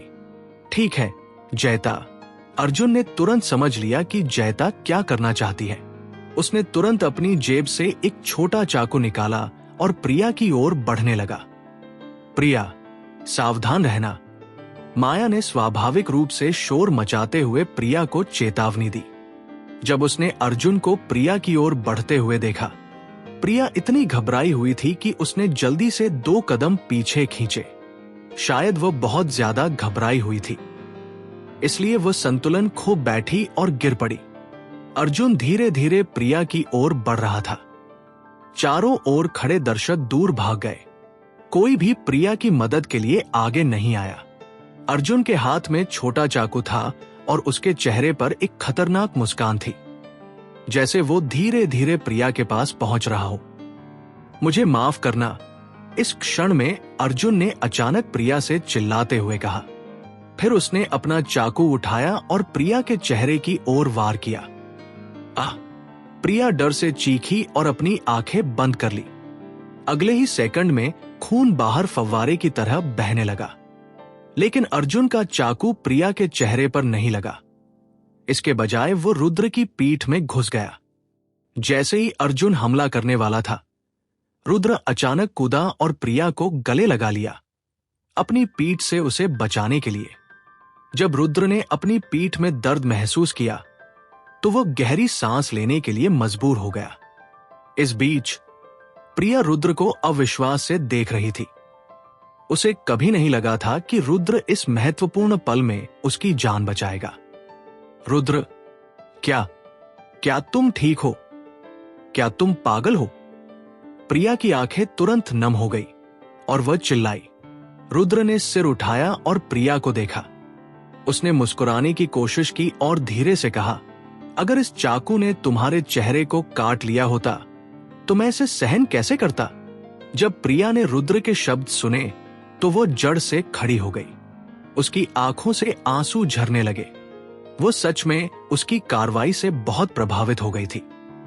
जब जयता ने यह दृश्य देखा तो उसके होठों के कोने में हल्की सी मुस्कान आई, जो एक घमंडी हंसी थी, क्योंकि वह जानती थी कि उसका लक्ष्य पूरा हो चुका था। इस पल में उसने रुद्र को पूरी तरह से गुस्से में लाकर उकसा दिया था। रुद्र ने अपनी पीठ के दर्द को सहते हुए धीरे धीरे उठते हुए जयता की ओर देखा। उसने एक असामान्य रूप से शातिर हाव भाव के साथ पूछा, क्या तुम जानती हो कि तुम्हारी हरकतें कितनी मूर्खतापूर्ण हैं? मूर्खतापूर्ण? क्या सच में?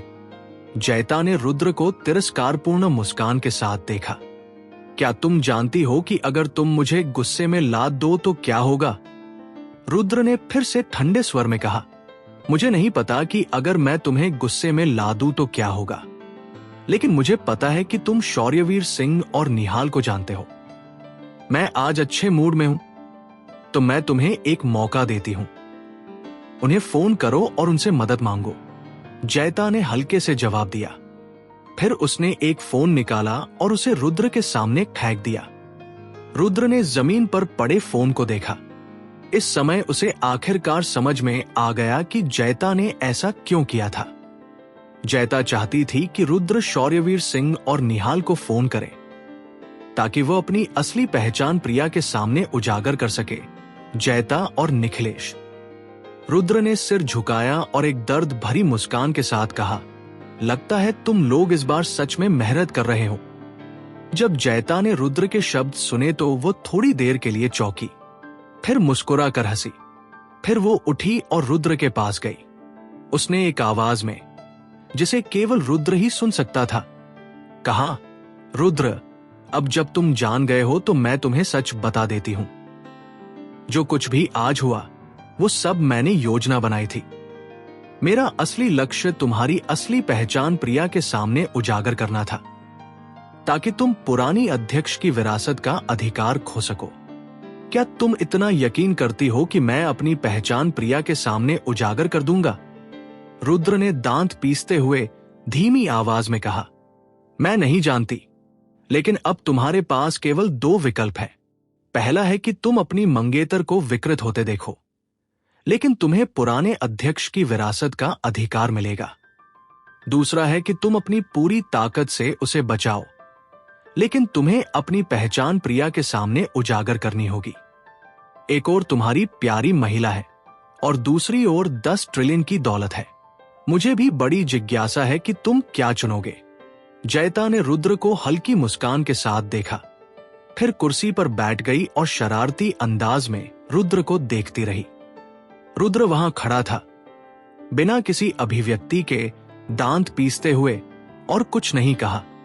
जयता सही कह रही थी। रुद्र के पास अब केवल 2 रास्ते थे। एक रास्ता प्रिया का था और दूसरा रास्ता 10 ट्रिलियन का। इस समय रुद्र को एक चुनाव करना था। पैसे और महिला के बीच उसे एक को चुनना था। इस स्थिति में कोई भी व्यक्ति यह फैसला नहीं कर सकता था। क्या किसी महिला जिसे वो पसंद करता है और इतनी बड़ी दौलत में से कौन सा ज्यादा महत्वपूर्ण है? प्रिया, माया, कणिका और बाकी लोग रुद्र को उलझन भरी नजरों से देख रहे थे। वे नहीं जानते थे कि जयता ने अभी अभी रुद्र से क्या कहा, और न ही वे जानते थे कि रुद्र क्या सोच रहा था। रुद्र, मैं अब तुम्हारे साथ समय बर्बाद करने के मूड में नहीं हूं। मेरी सहनशीलता सीमित है, इसलिए तुम्हें निर्णय लेने के लिए 3 मिनट दिए जाते हैं। अगर 3 मिनट में तुमने कोई निर्णय नहीं लिया तो फिर तुम जो होने वाला है उसके लिए मुझे दोषी मत ठहराना। इस क्षण में जयता ने फिर से रुद्र को चिल्लाकर आदेश दिया। जयता के शब्दों को सुनकर वहां मौजूद सभी ने रुद्र पर ध्यान केंद्रित किया। हालांकि वे नहीं जानते थे कि जयता का असली उद्देश्य क्या था, लेकिन उन्हें यह मालूम था कि वह रुद्र से कोई निर्णय लेने की उम्मीद कर रही थी। जयता ने रुद्र को घूरते हुए अपनी आंखें छोटी की। उसका चेहरा शांत था, लेकिन वह बहुत नर्वस थी। जयता को चिंता हो रही थी कि अगर रुद्र ने सच में प्रिया को छोड़ने का फैसला किया तो आज की उसकी सारी योजनाएं बर्बाद हो जाएंगी। पैसा और प्यार, ये किसी के लिए भी एक बेहद कठिन निर्णय था, और रुद्र भी इस मामले में अलग नहीं था। उसे अभी 1 साल से भी कम समय हुआ था जब उसने विरासत प्राप्त की थी। इस दौरान रुद्र ने एक अमीर आदमी की तरह जीवन जीने का अनुभव किया था, और उसे यह समझ में आ गया था कि पैसे के साथ जीवन में कितनी बगर उसे सच में रुद्र से सब कुछ छोड़ने के लिए कहा गया तो वह निश्चित रूप से बहुत अनिच्छुक होगा। लेकिन अगर उसने सब कुछ नहीं छोड़ा तो प्रिया का क्या होगा? उसके चेहरे का रूप बिगड़ जाएगा। प्रिया का इस सब से कोई लेना देना नहीं था। उसे यह भी नहीं पता था कि जयता रुद्र से ऐसा क्यों करवा रही थी। साफ शब्दों में कहे तो प्रिया सिर्फ एक निर्दोष दर्शक थी। रुद्र को लगता था कि एक निर्दोष महिला को उसकी स्वार्थिता के कारण नुकसान पहुंचाना बहुत अन्याय होगा। इसके अलावा यह महिला वह थी जिसे रुद्र सबसे ज्यादा चाहता था। तुम्हारे पास 1 मिनट बचा है। रुद्र, क्या तुमने सोच लिया है कि क्या चुनोगे? इस पल में जयता ने अचानक रुद्र से पूछा। रुद्र ने गहरी सांस ली और धीरे धीरे घुटने के बल बैठ गया। जब जयता ने रुद्र को घुटने के बल बैठते हुए देखा तो उसके चेहरे पर एक हंसी आ गई। उसे पता था कि उसकी योजना सफल हो गई थी। प्रिया, माया और बाकी लोग स्वाभाविक रूप से ये नहीं जानते थे कि रुद्र किस तरह के फैसले का सामना कर रहा था, और न ही उन्हें यह मालूम था कि रुद्र अभी क्या सोच रहा था। लेकिन वे महसूस कर सकते थे कि जब रुद्र ने घुटने के बल बैठकर अपना सिर झुका लिया तो वो बहुत उलझन में था और बहुत अनिच्छुक था। हालांकि अंत में रुद्र ने अपना हाथ बढ़ाया और उसके सामने रखे फोन को उठाया। फिर उसने दांत पीसते हुए उठकर खड़ा हो गया। लगता है हीरो को प्यार के मामले में हार माननी ही पड़ती है। जयता ने रुद्र को फोन उठाते हुए देखा और हल्की मुस्कान के साथ कहा, वो बहुत खुश थी। चाहे तुम मुझे इस तरह खिलाना चाहते हो, मैं तुम्हारे साथ खेलूंगी। मैं तुम्हें दिखाना चाहता हूं कि आज तुम्हारी हरकतें कितनी मूर्खतापूर्ण है। रुद्र ने दांत पीसते हुए जयता को ठंडी आवाज में कहा, कॉल करो। जयता ने रुद्र को देखा और शांति से जवाब दिया। रुद्र ने फोन पकड़ा और 2 सेकंड के लिए संकोच किया। उसे पता था कि यह शायद पुरानी अध्यक्ष के संसाधनों का आखिरी बार इस्तेमाल हो सकता है। आज के बाद उसे फिर से एक गरीब आदमी की तरह अपना जीवन जीना पड़ सकता है, जो खाने की डिलीवरी करता है। लेकिन जब तक वह प्रिया की सुरक्षा सुनिश्चित कर सकता है, वह इस फैसले पर पछताएगा नहीं। कुछ पल सोचने के बाद रुद्र ने फोन पर एक नंबर डायल किया। Ring ring. फोन काफी देर बजने के बाद दूसरी ओर से जवाब आया। मिस्टर रुद्र, क्या आपको कुछ चाहिए? निहाल की आवाज सुनाई दी। मुझसे 10 मिनट में लम पर मिलो, मेहरा स्टेट में, रुद्र ने बिना कोई भावनाएं दिखाए कहा। जब निहाल ने रुद्र के शब्द सुने तो वह एक पल के लिए चौंका। फिर उसने उलझन में पूछा, मिस्टर रुद्र, क्या कुछ हुआ है? 10 मिनट में अपने लोग लेकर लियो आओ। मुझे समझ में आ रहा है ना। इस समय रुद्र के पास निहाल को ज्यादा समझाने का मन नहीं था। उसकी आवाज असामान्य रूप से ठंडी थी जब उसने खुद को दोहराया, ठीक है, मैं अभी आ रहा हूं। निहाल ने पहले कभी रुद्र से इतनी गंभीर आवाज में बात नहीं सुनी थी। वह समझ गया कि रुद्र बहुत गंभीर था और उसे जरूर कोई जरूरी काम आ गया था। इसके बाद रुद्र ने फोन काट दिया और शौर्यवीर सिंह का नंबर डायल किया। हेलो। शौर्यवीर सिंह ने जल्दी से फोन उठाया। 10 मिनट में अपनी सारी बॉडीगार्ड्स और जो भी तुम्हारे पास लड़ सकता है, उन्हें लेकर ल्यूम पर मिलो। रुद्र ने शौर्यवीर सिंह से वही कहा जो उसने निहाल से कहा था। उसकी आवाज में कोई अंतर नहीं था। ठीक है, मैं अभी आ रहा हूं, शौर्यवीर सिंह ने बिना किसी संकोच के जवाब दिया। रुद्र ने फिर फोन काट दिया। कुछ देर सोचने के बाद उसने तीसरी बार नंबर डायल किया। तीसरी कॉल थी कार्लोस से। रुद्र को सुरक्षा के लिए निहाल ने खासतौर पर 3 बॉडीगार्ड्स किराए पर दिए थे, कार्लोस, वासु और डायना। हालांकि अब तक रुद्र को कोई बड़ी परेशानी नहीं आई थी, इसलिए उसने कभी इन तीनों का इस्तेमाल नहीं किया। रुद्र ने सोचा कि अगर आज ये आखिरी बार था जब उसे ऐसी सुरक्षा मिल रही थी, तो क्यों न वो सारे कनेक्शंस का इस्तेमाल करे। क्योंकि जयता उसे खिलाना चाहती थी, तो वह भी उसे खिलाएगा। मिस्टर रुद्र, जल्द ही कार्लोस ने कॉल का जवाब दिया। 10 मिनट में ल्यूम आओ। जितना हो सके सबको बुलाओ, समझे? रुद्र ने धीमी आवाज में कहा। मिस्टर रुद्र, क्या हो रहा है? कार्लोस ने महसूस किया कि रुद्र की आवाज में कुछ गड़बड़ थी, तो वो हल्के से पूछ बैठा। जब रुद्र ने यह सुना तो उसने धीरे धीरे सिर उठाया और जयता की तरफ देखा। फिर उसने ठंडी आवाज में कहा, मैं किसी को मारना चाहता हूं। जब जयता ने रुद्र के शब्द सुने तो उसकी आंखों में एक अजीब सी चमक आ गई। उसे यह उम्मीद नहीं थी कि रुद्र इतनी गुस्से में होगा। अमन और आर्या, जो रुद्र के पास थे, उन्होंने रुद्र के शब्दों को अच्छे से सुना। जब दोनों ने रुद्र के शब्द सुने तो वे भी हैरान हो गए। ठीक है मिस्टर रुद्र, मैंने समझ लिया, कार्लोस ने जल्दी से जवाब दिया और फोन काट दिया। जयता, क्या तुम मुझसे खेलना चाहती थी? तो आज मैं तुम्हारे साथ खेलूंगा। रुद्र ने धीरे से अपना फोन नीचे रखा और जयता से कहा। जयता ने तिरस्कार भरी हंसी के साथ हल्के से कहा, रुद्र, क्या तुम सच में सोचते हो कि तुम मुझे मार सकते हो क्योंकि तुमने निहाल और शौर्यवीर सिंह को बुलाया है? क्या तुम सच में सोचते हो कि मैं इतनी आसान हूं? रुद्र ने जयता को ठंडी नजरों से देखा और कुछ नहीं कहा। उसने अपनी आंखें बंद की और सामने की सड़क को घूरते हुए सोचा। रुद्र, क्या हो रहा है? प्रिया ने देखा कि रुद्र ने 3 कॉल किए थे और उसे अचानक लगा कि कुछ गड़बड़ है। वह जल्दी से रुद्र के पास दौड़ी और चिंतित होकर पूछा, क्या हो रहा है? रुद्र ने सिर घुमाकर प्रिया को देखा और शांत स्वर में कहा, कुछ नहीं, बाद में समझ जाओगी। जैसे ही ये कहा, लियो के सामने की सड़क पर एक जोरदार इंजन की आवाज सुनाई दी। सभी ने मुड़कर देखा। वे देख रहे थे कि रुद्र की ओर एक शानदार काफिला आ रहा था। जब सभी ने इस शक्तिशाली काफिले को देखा, उनके चेहरों पर उलझन भरे भाव थे। अब और लोग क्यों आ गए? सही कहा, कब से इतने सारे लग्जरी कारें मेहरा स्टेट में आ गई? क्या ये लोग वे हैं जिन्हें रुद्र ने बुलाया है? ऐसा कैसे हो सकता है? उन्हें देखो, ये लोग उससे कैसे जुड़े हो सकते हैं? जब भीड़ ने काफिला आते देखा, उन्होंने धीमी आवाज में चर्चा शुरू की। कुछ ही समय बाद काफिला ल्यूम के प्रवेश द्वार पर धीरे धीरे रुक गया। लेकिन जयता के पहले के काफिले की तुलना में यह काफिला स्पष्ट रूप से कमजोर था।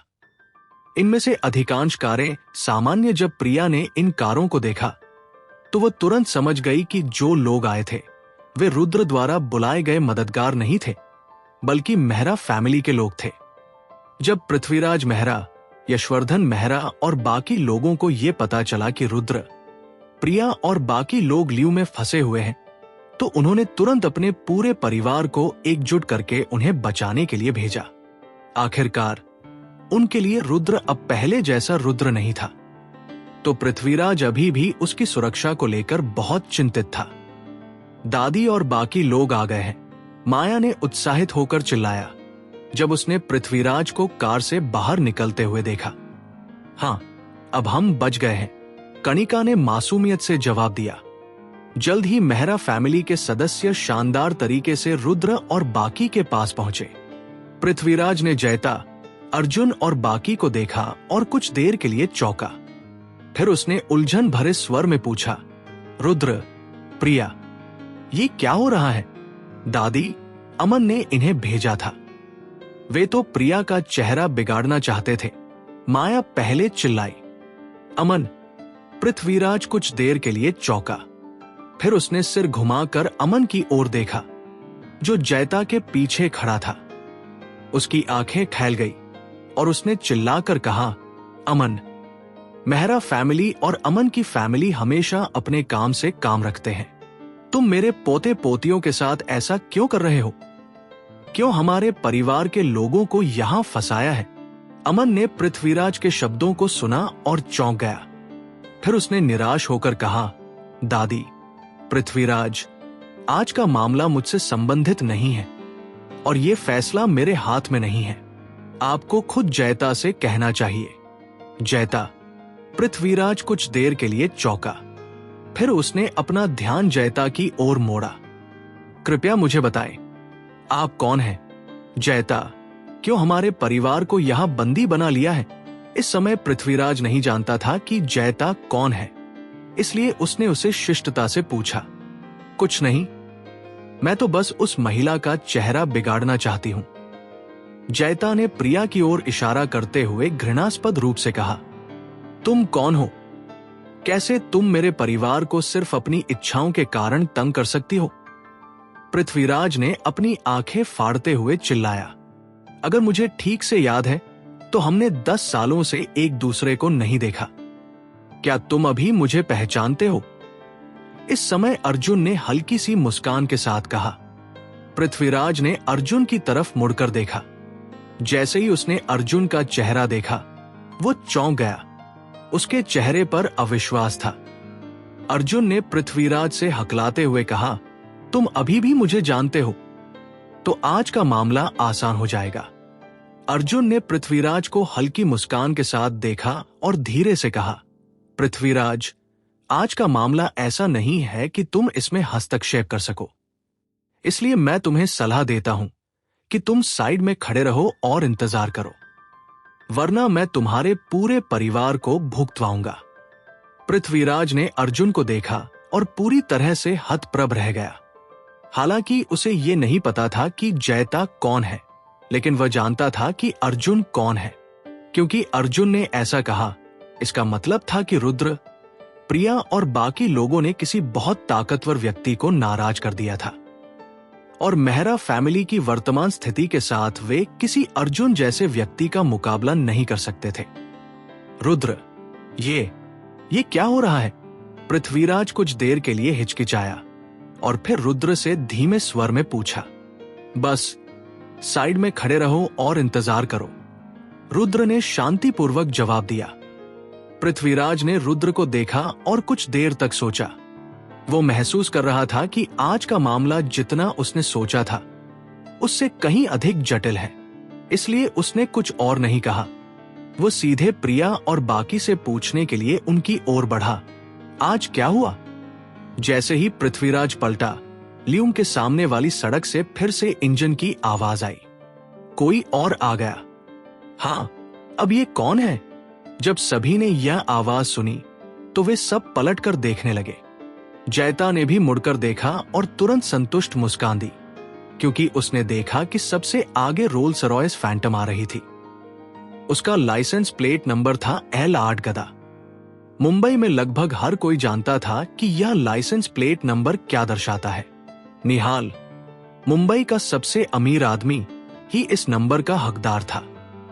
निहाल के काफिले का आकार और उसका जोश जयता के काफिले से बिल्कुल भी कम नहीं था। यह निहाल का काफिला था। भीड़ में से किसी ने निहाल का लाइसेंस प्लेट नंबर पहचाना और जोर से चिल्लाया, हे भगवान, यहां क्या हो रहा है?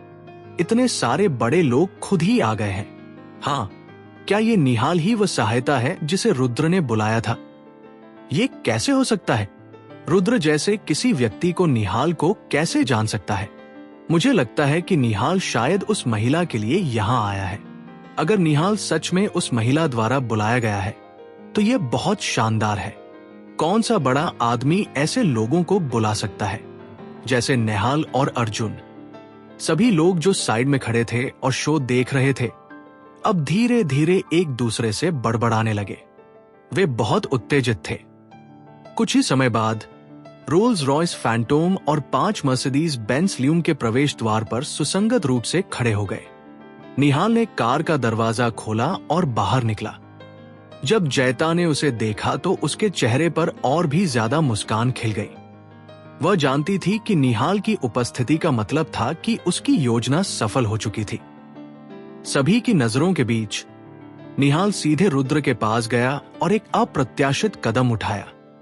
निहाल ने गहरी झुककर रुद्र को सम्मान देते हुए कहा, मिस्टर रुद्र, मुझे देर होने के लिए माफ करिए। सभी लोग हैरान रह गए। निहाल को सच में रुद्र ने बुलाया था। वास्तव में जब निहाल ने जयता, अर्जुन और अन्य को देखा तो उसने पहले ही अनुमान लगा लिया था कि क्या हुआ है। हालांकि उसे यह भी पता था कि रुद्र ने उसे फोन किया था। इसका मतलब था कि रुद्र अपनी पहचान उजागर करने के लिए तैयार था। इसलिए निहाल ने प्रिया और अन्य लोगों को नजरअंदाज किया और सम्मानपूर्वक रुद्र को मिस्टर रुद्र के रूप में संबोधित किया। यह पहली बार था जब निहाल ने रुद्र को इतनी बड़ी संख्या में लोगों के सामने इस तरह संबोधित किया, लेकिन उसे यह भी पता था कि यह शायद आखिरी बार होगा। सच कहा जाए तो रुद्र सिर्फ एक गरीब छात्र था। उस समय वह केवल इतना भाग्यशाली था कि उसे पुराने अध्यक्ष की विरासत मिली। हालांकि योजनाओं के मामले में रुद्र जयता और निखिलेश के मुकाबले कहीं टिक नहीं सकता था। आखिरकार बड़े परिवारों में पले बढ़े बच्चे सामान्य लोगों से ज्यादा चालाक और धूर्त होते हैं। जब सभी ने निहाल को मिस्टर रुद्र के रूप में रुद्र को संबोधित करते सुना तो वे सभी चौंक गए। लगभग सभी लोग देवनगर में जानते थे कि निहाल कौन था और उसकी स्थिति क्या थी, परंतु निहाल ने रुद्र को इतना सम्मानित क्यों किया? कोई भी मूर्ख यह देख सकता था कि रुद्र की पहचान और पृष्ठभूमि उनके समझ से कहीं बाहर थी। सभी से ज्यादा हैरान शायद मेहरा फैमिली के लोग थे। हालांकि पृथ्वीराज ने पहले ही अनुमान लगा लिया था कि रुद्र की पृष्ठभूमि साधारण नहीं हो सकती। उसने कभी नहीं सोचा था कि रुद्र की पृष्ठभूमि इस बीच। प्रिया ने हैरानी से रुद्र को देखा। आखिरकार प्रिया सोचती थी कि रुद्र और निहाल के बीच संबंध सिर्फ इसलिए है क्योंकि रुद्र ने निहाल को बचाया था और निहाल उसके प्रति आभारी था। लेकिन उनके बीच का संबंध इतना साधारण नहीं था। क्या रुद्र सच में एक अमीर वारिस है? क्या उसने मुझसे अब तक झूठ बोला है? प्रिया ने रुद्र पर विश्वास नहीं करते हुए देखा। उसका दिल आश्चर्य और संदेह से भरा हुआ था। कुछ देर के लिए रेस्टोरेंट के प्रवेश द्वार पर पूरी तरह चुप्पी छा गई। सभी लोग मुंह खुले रुद्र और निहाल को देख रहे थे। मिस्टर रुद्र, आज के मामले को आप कैसे सुलझाएंगे? निहाल ने रुद्र से धीरे से पूछा। सभी लोग नहीं आए हैं, थोड़ी देर और इंतजार करते हैं, रुद्र ने बिना किसी भावना के जवाब दिया। ठीक है, निहाल ने सिर हिलाया और रुद्र के पीछे खड़ा हो गया। निहाल के अंगरक्षक भी रुद्र के पीछे खड़े थे। उनकी दबंगता जयता, अर्जुन और अन्य से कम नहीं थी। जयता ने रुद्र को मुस्कान के साथ देखा और हल्के स्वर में कहा, रुद्र, क्या तुम्हें लगता है कि अब और इंतजार करना जरूरी है? तुम तो पहले ही हार चुके हो। मैं हार चुका हूं, लेकिन मैं ज्यादा बुरी तरह से हारना नहीं चाहता। मैं अभी भी पुराने अध्यक्ष का वारिस हूं और मुझे अभी भी तुम्हारे खिलाफ कार्रवाई करने का अधिकार है। अगर तुम खेलना चाहती हो तो मैं तुम्हें बताऊंगा कि मेरे खिलाफ बुरा व्यवहार करने के क्या परिणाम हो सकते हैं। जयता ने बिना किसी भावना के जवाब दिया। जब जयता डर गई थी कि रुद्र कुछ पागलपन कर सकता है, इसलिए उसने जल्दी से खुद के लिए एक रास्ता निकाल लिया। उसने पहले ही अपना लक्ष्य पूरा कर लिया था। अब उसे यहां बैठकर रुद्र के साथ समय बर्बाद करने की कोई जरूरत नहीं थी। इसलिए जब जयता ने यह कहा, वो घूम कर जाने का प्लान बना रही थी। तुम इतनी जल्दी क्यों जा रही हो? अभी तो खत्म नहीं हुआ, रुद्र ने बिना किसी भावना के चिल्लाया। वैसे भी रुद्र ने अपनी पहचान पहले ही उजागर कर दी थी। इसका मतलब था कि उसने विरासत के हक को खो दिया था। बेशक वह जयता और बाकी को इतनी आसानी से जाने नहीं देगा। रुद्र, तुम क्या चाहते हो? जयता धीरे धीरे मुड़ी और गुस्से में रुद्र से पूछी। बहुत आसान है, तुम में से कोई भी आज यहां से नहीं जा सकता। क्या तुम समझ रही हो? रुद्र ने ठंडे स्वर में कहा। रुद्र, मत भूलो कि तुम अब विरासत का हक खोने वाले हो। जब तुम एक आम इंसान बन जाओगे तो तुम्हें मारना मच्छर को मारने जितना आसान होगा। तो बेहतर होगा कि तुम अपनी जान के लिए कुछ जगह छोड़ दो। मुझे यकीन है कि तुम नहीं चाहोगे कि तुम अपनी जान और विरासत दोनों खो दो। जयता ने दांत पीसते हुए ठंडे स्वर में रुद्र पर चिल्लाया।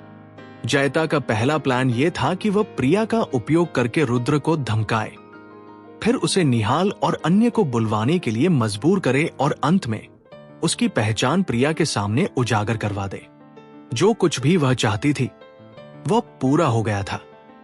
आखिरकार जयता ने अपनी पूर्व जांच के आधार पर माना था कि रुद्र कोई खास मजबूत इंसान नहीं था। वो सोचती थी कि एक बार जब रुद्र ये सुनिश्चित कर लेगा कि प्रिया सुरक्षित है तो वो उसे और परेशानी नहीं देगा। हालांकि रुद्र का व्यवहार उसकी पूरी उम्मीदों के खिलाफ था। वो इस मामले को इतना आसानी से खत्म करने का इरादा नहीं रखता था। इसलिए जयता चाहती थी कि वह रुद्र को धमकाए ताकि वह ये समझ सके कि वह किस तरह की स्थिति में है। मेरी जान खो दूं? रुद्र ने जयता को देखा और हंसी उड़ाते हुए कहा, तुम सही हो। अगर मेरे पास ये विरासत नहीं है तो शायद मैं एक काम इंसान बन जाऊंगा, या उससे भी बुरा। हालांकि मैं अभी भी विरासत का वारिस हूं। तुमने मुझे फंसाया और मुझे सब कुछ खोने के लिए मजबूर किया। जयता ने रुद्र को सामने खड़ा देखा और तिरस्कार से मुस्कुराई। फिर रुद्र ने ठंडे स्वर में कहा, तो क्या हुआ अगर तुम अभी भी वारिस हो? अगर मैं जाना चाहती हूं तो क्या तुम मुझे रोक सकोगे? इस समय निहाल ने 20 से भी कम अंगरक्षक लाए थे, लेकिन अर्जुन ने 30 अंगरक्षक लाए थे और वे सभी अर्जुन के खास लोग थे। अगर दोनों पक्षों के बीच लड़ाई होती तो रुद्र के पास कोई फायदा नहीं होता। चलो चलते हैं, जयता ने बिना किसी भावना के कहा और फिर घूम कर चल दी। लेकिन जैसे ही जयता मुड़ी, सड़क के पार से एक बार फिर इंजन की आवाज सुनाई दी। अगर मिस्टर रुद्र किसी को जाने नहीं देना चाहते तो वह व्यक्ति कभी नहीं जा सकता। शौर्यवीर सिंह ने बिना किसी भावना के चिल्लाया और फिर 50 अंगरक्षकों के साथ लैंड रोवर से बाहर निकला। दृश्य बेहद चौंकाने वाला था। हे भगवान, ये तो शौर्यवीर सिंह है। क्या बात है, शौर्यवीर सिंह यहां कैसे आ सकता है? क्या उसे भी रुद्र ने बुलाया था? रुद्र ने शौर्यवीर सिंह और निहाल दोनों को यहां साथ लाकर दिखा दिया। ऐसा लगता था कि रुद्र एक अमीर वारिस है। वही ऐसा कर सकता था कि दोनों, शौर्यवीर सिंह और निहाल, एक साथ यहां आए। देवनगर में कोई और ऐसा नहीं कर सकता। शौर्यवीर सिंह के आगमन को देखकर सभी लोग हैरान रह गए और उनके चेहरों पर अत्यधिक आश्चर्य झलक रहा था। यह पहले ही सबकी उम्मीदों से बाहर था कि रुद्र निहाल को ला सका, लेकिन अब उसने शौर्यवीर सिंह को भी साथ ला लिया। यह सच में डरावना था। हालांकि शौर्यवीर सिंह की देवनगर में निहाल जितनी ऊंचाई नहीं थी। वो मुंबई में एक बड़ा नाम था, जबकि निहाल सिर्फ एक व्यापारी था। इसके अलावा जब कोई जैसे शौर्यवीर सिंह, जिसका पिछला रिकॉर्ड भी थोड़ा संदिग्ध हो, सामने आता है तो ये निश्चित रूप से निहाल से कहीं ज्यादा डर पैदा करने वाला होता है। जयता ने जब शौर्यवीर सिंह और उसके आदमी देखे तो उसकी आंखों में तुरंत घबराहट झलक गई। उसने स्वाभाविक रूप से 2 कदम पीछे हटे और फिर अर्जुन की ओर देखा, जो उसके पास खड़ा था। अर्जुन का चेहरा इस समय उतना ही अप्रसन्न था। अगर केवल निहाल या सिर्फ शौर्यवीर सिंह अकेले होते तो वह जयता को आराम से ले जा सकता था, लेकिन जब दोनों एक साथ थे तो उसे कोई भरोसा नहीं था कि वह इसे संभाल सकेगी। रुद्र ने मुझे सच में झूठ बोला। इस पल में प्रिया को भी समझ में आ गया कि क्या हो रहा है। पहले जब उसने निहाल को देखा तो उसके मन में कुछ शंका थी, लेकिन अब शौर्यवीर सिंह के आने के बाद उसने लगभग यकीन कर लिया कि रुद्र ने उसके साथ हमेशा से ही खेल खेला था। वह कोई गरीब हार चुका आदमी नहीं था, बल्कि एक असाधारण पृष्ठभूमि वाला अमीर वारिस था। कोई आश्चर्य नहीं कि उसने मुझसे पूछा था कि अगर वह एक अमीर वारिस हो तो मैं क्या प्रतिक्रिया दूंगी। उसके पहले कहे गए शब्दों को याद करते हुए उसने खुद को एक कड़वी मुस्कान के साथ सिर झुका लिया। सूश, शौर्यवीर सिंह द्वारा लाए गए 50 अंगरक्षकों ने सीधे ल्यूम के प्रवेश द्वार को घेर लिया, ये सुनिश्चित करते हुए कि जयता किसी भी दिशा से बच ना सके। मिस जयता, अब हमें क्या करना चाहिए? अमन जब शौर्यवीर सिंह के आदमियों को घेरते हुए देखता है तो वह पूरी तरह हैरान हो जाता है। उसने कभी नहीं सोचा था कि मामला इस हद तक बढ़ जाएगा। वो केवल रुद्र से बदला लेना चाहता था, लेकिन किसने सोचा था कि ये निहाल और शौर्यवीर सिंह को आकर्षित करेगा। अमन अब तक ये नहीं समझ पाया कि जयता के लिए वो सिर्फ एक मोहरी की तरह था, और इस समय जयता अमन से निपटने का मूड नहीं थी। उसने माथा सिकोड़ते हुए शौर्यवीर सिंह से कहा, शौर्यवीर सिंह, क्या तुम जानते हो कि मैं कौन हूं? अब जबकि रुद्र ने अपनी विरासत का हक खो दिया है और मेरा भाई अब इसे विरासत में लेने वाला है, तो तुम मेरे भाई के अधीन आओगे। इसलिए मैं तुम्हें सलाह देती हूं कि तुम समझदारी दिखाओ और अपने आदमियों को उसकी बातें सुनकर शौर्यवीर सिंह ने अपनी चाल रोकी। उसे यह समझ में आ गया कि जयता की बातें सच थी। इस समय रुद्र ने विरासत के हक को खो दिया था और निखिलेश शायद उसका नया बॉस बनने वाला था, तो वह तकनीकी रूप से निखिलेश को अपमानित कर रहा था। शौर्यवीर सिंह निहाल से अलग था। निहाल मृत अध्यक्ष की विरासत का नोटरी और सभी व्यापारों का प्रभारी था, इसलिए कोई भी उस विरासत को प्राप्त करने वाला हो, निहाल का स्थान अविनाशी था, क्योंकि वही मृत अध्यक्ष के व्यवसाय को जारी रख सकता था। लेकिन शौर्यवीर सिंह अलग था। वह सिर्फ एक कर्मचारी था और उसे कभी भी बदला जा सकता था। रुद्र ने शौर्यवीर सिंह को देखा और नर्वस हो गया। उसे यह नहीं पता था कि इस पल में शौर्यवीर सिंह क्या निर्णय लेगा। मुझे खेद है, मुझे नहीं पता कि आप कौन हैं और मैं जानना भी नहीं चाहता। मैं सिर्फ इतना जानता हूं कि मिस्टर रुद्र अब मेरे बॉस हैं।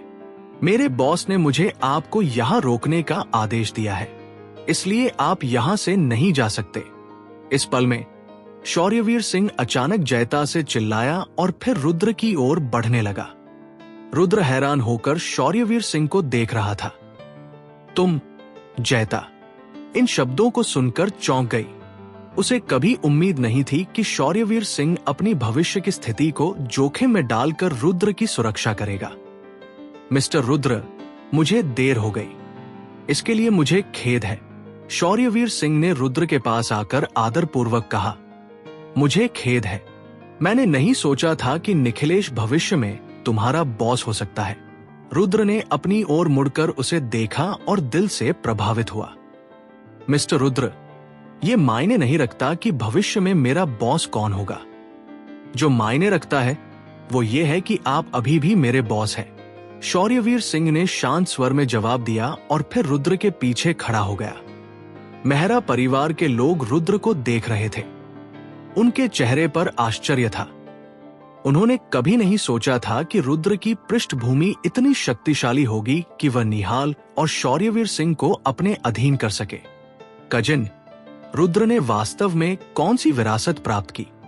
क्या हो रहा है? माया भी उलझन में थी। उसने प्रिया से एक पेचीदा स्वर में पूछा। मुझे भी नहीं पता कि क्या हो रहा है, प्रिया सिर झुकाकर हल्के से जवाब दी। उसे अब यह एहसास हो गया कि वो रुद्र के बारे में बहुत कम जानती थी। जब शौर्यवीर सिंह ने अपना मन नहीं बदला तो जयता घबराई। उसने अर्जुन की ओर मुड़ते हुए पूछा, अंकल अर्जुन, अब हमें क्या करना चाहिए? मिस जयता, अभी सीधे कार में जाइए, उसने बिना किसी भावना के जवाब दिया। ठीक है। जयता को पता था कि इस समय उसे बचाने वाला केवल अर्जुन ही हो सकता था। उसने उस पर पूरी तरह से भरोसा किया और सीधे पार्किंग की ओर बढ़ गई।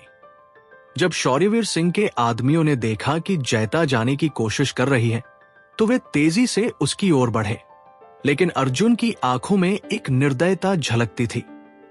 इससे पहले कि कोई प्रतिक्रिया कर पाता, उसने अपनी जेब से एक पिस्तौल निकाली और सीधे शौर्यवीर सिंह के आदमियों पर गोली चला दी। गोली की आवाज पूरी सड़क पर गूंज गई।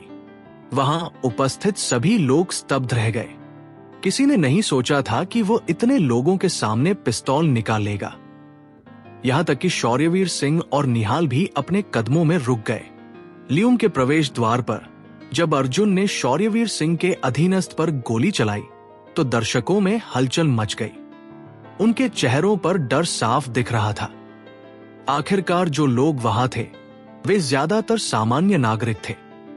उनके पारिवारिक बैकग्राउंड औसतन थोड़ा बेहतर हो सकते थे, लेकिन उन्होंने कभी ऐसा दृश्य नहीं देखा था। इसलिए इन लोगों के लिए इस स्थिति का सामना करते हुए घबराहट और उलझन स्वाभाविक थी। यहां तक कि रुद्र भी उस जगह पर चौंक कर खड़ा था। मदद करो, मदद करो, कोई हमें मारने की कोशिश कर रहा है, जल्दी करो, कोई हमारी मदद करो, हमें बचाओ। मदद की आवाजें हवा में गूंज रही थी। मेहरा परिवार के सभी सदस्य ल्यूम के अंदर छिप गए थे। लगता था कि उन्हें डर था कि अर्जुन उन्हें भी गोली मार सकता है। रेस्टोरेंट के बाहर सिर्फ प्रिया, माया और कणिका रुद्र के पीछे खड़ी थी। अर्जुन, जो बिना किसी भावना के था, रुद्र और बाकी लोगों को देख रहा था। उसने अपनी बंदूक सीधे रुद्र की तरफ तानी। वो मुस्कुराया और चिल्लाया, मिस जयता, आप पहले जाइए। अगर कोई भी आपको छूने की कोशिश करता है तो मैं उसका सिर उड़ा दूंगा। जयता ने अर्जुन को एक नजर देखा। बिना कुछ कहे वो मुड़ी और पार्किंग की तरफ बढ़ी। निहाल और शौर्यवीर सिंह ने अर्जुन को ध्यान से देखा। उनके चेहरे पर तनाव साफ था, क्योंकि दोनों को पता था कि जब अर्जुन पागल हो जाता है तो वो कुछ भी कर सकता है। अर्जुन, अगर तुम अब गोली चलाते हो तो तुम्हारी जिंदगी खत्म हो जाएगी। क्या तुम समझते हो? निहाल ने ठंडे स्वर में चिल्लाया। अगर मैं आज गोली नहीं भी चलाऊं तो भी तुम्हारे हाथों मुझे अच्छा अंत नहीं मिलेगा। और फिर मिस जयता की सुरक्षा मेरा मिशन है। तुम चिंता मत करो, जब तक मैं मिशन पूरा कर सकता हूं मैं उसे नुकसान नहीं पहुंचाऊंगा, अर्जुन ने जीभ चबाते हुए खूंखार चेहरे के साथ चिल्लाया। यह सुनकर शौर्यवीर सिंह और निहाल के चेहरे पर निराशा का भाव आया। आखिरकार उन्होंने नहीं सोचा था कि अर्जुन एक बंदूक लेकर आएगा, इसलिए उनके पास रुद्र को इस संकट से निकालने का कोई तरीका नहीं था। शौर्यवीर सिंह के लाए हुए अंगरक्षक अपनी जगह पर रुक गए। जब उन्होंने देखा कि अर्जुन रुद्र की तरफ बंदूक तान रहा है तो उन्हें जैता को रोकने की हिम्मत नहीं हुई। उन्हें डर था कि अगर उन्होंने अर्जुन को और भड़का दिया तो रुद्र निश्चित रूप से मुसीबत में पड़ सकता था और कोई भी उस जिम्मेदारी को नहीं उठा सकता था। जैता ऊंची एड़ी के जूते में चलती हुई अपनी कूल्हों को हिलाते हुए पार्किंग के सामने पहुंच गई। उसने तिरछी नजर से रुद्र को देखा, फिर उसने कार का दरवाजा खोला और उसमें बैठ गई। व्रूम। जब वह कार में बैठी तो हम जोर से गरजते हुए सड़क की ओर दौड़ पड़ी। जब अर्जुन ने देखा कि जैता हमें बैठ कर जा रही थी तो उसका चेहरा हल्का सा ढीला पड़ा और वो अपनी बंदूक को नीचे करने की तैयारी कर रहा था। अब उसके पास हथियार था और अगर जैता इस जगह से सुरक्षित रूप से निकल जाती है तो शौर्यवीर सिंह और उसके आदमी उसे वहां रुकने के लिए मजबूर नहीं कर सकते थे। लेकिन जैसे ही वह बंदूक को नीचे करने वाला था, एक आकृति अचानक भीड़ से बाहर कूदी।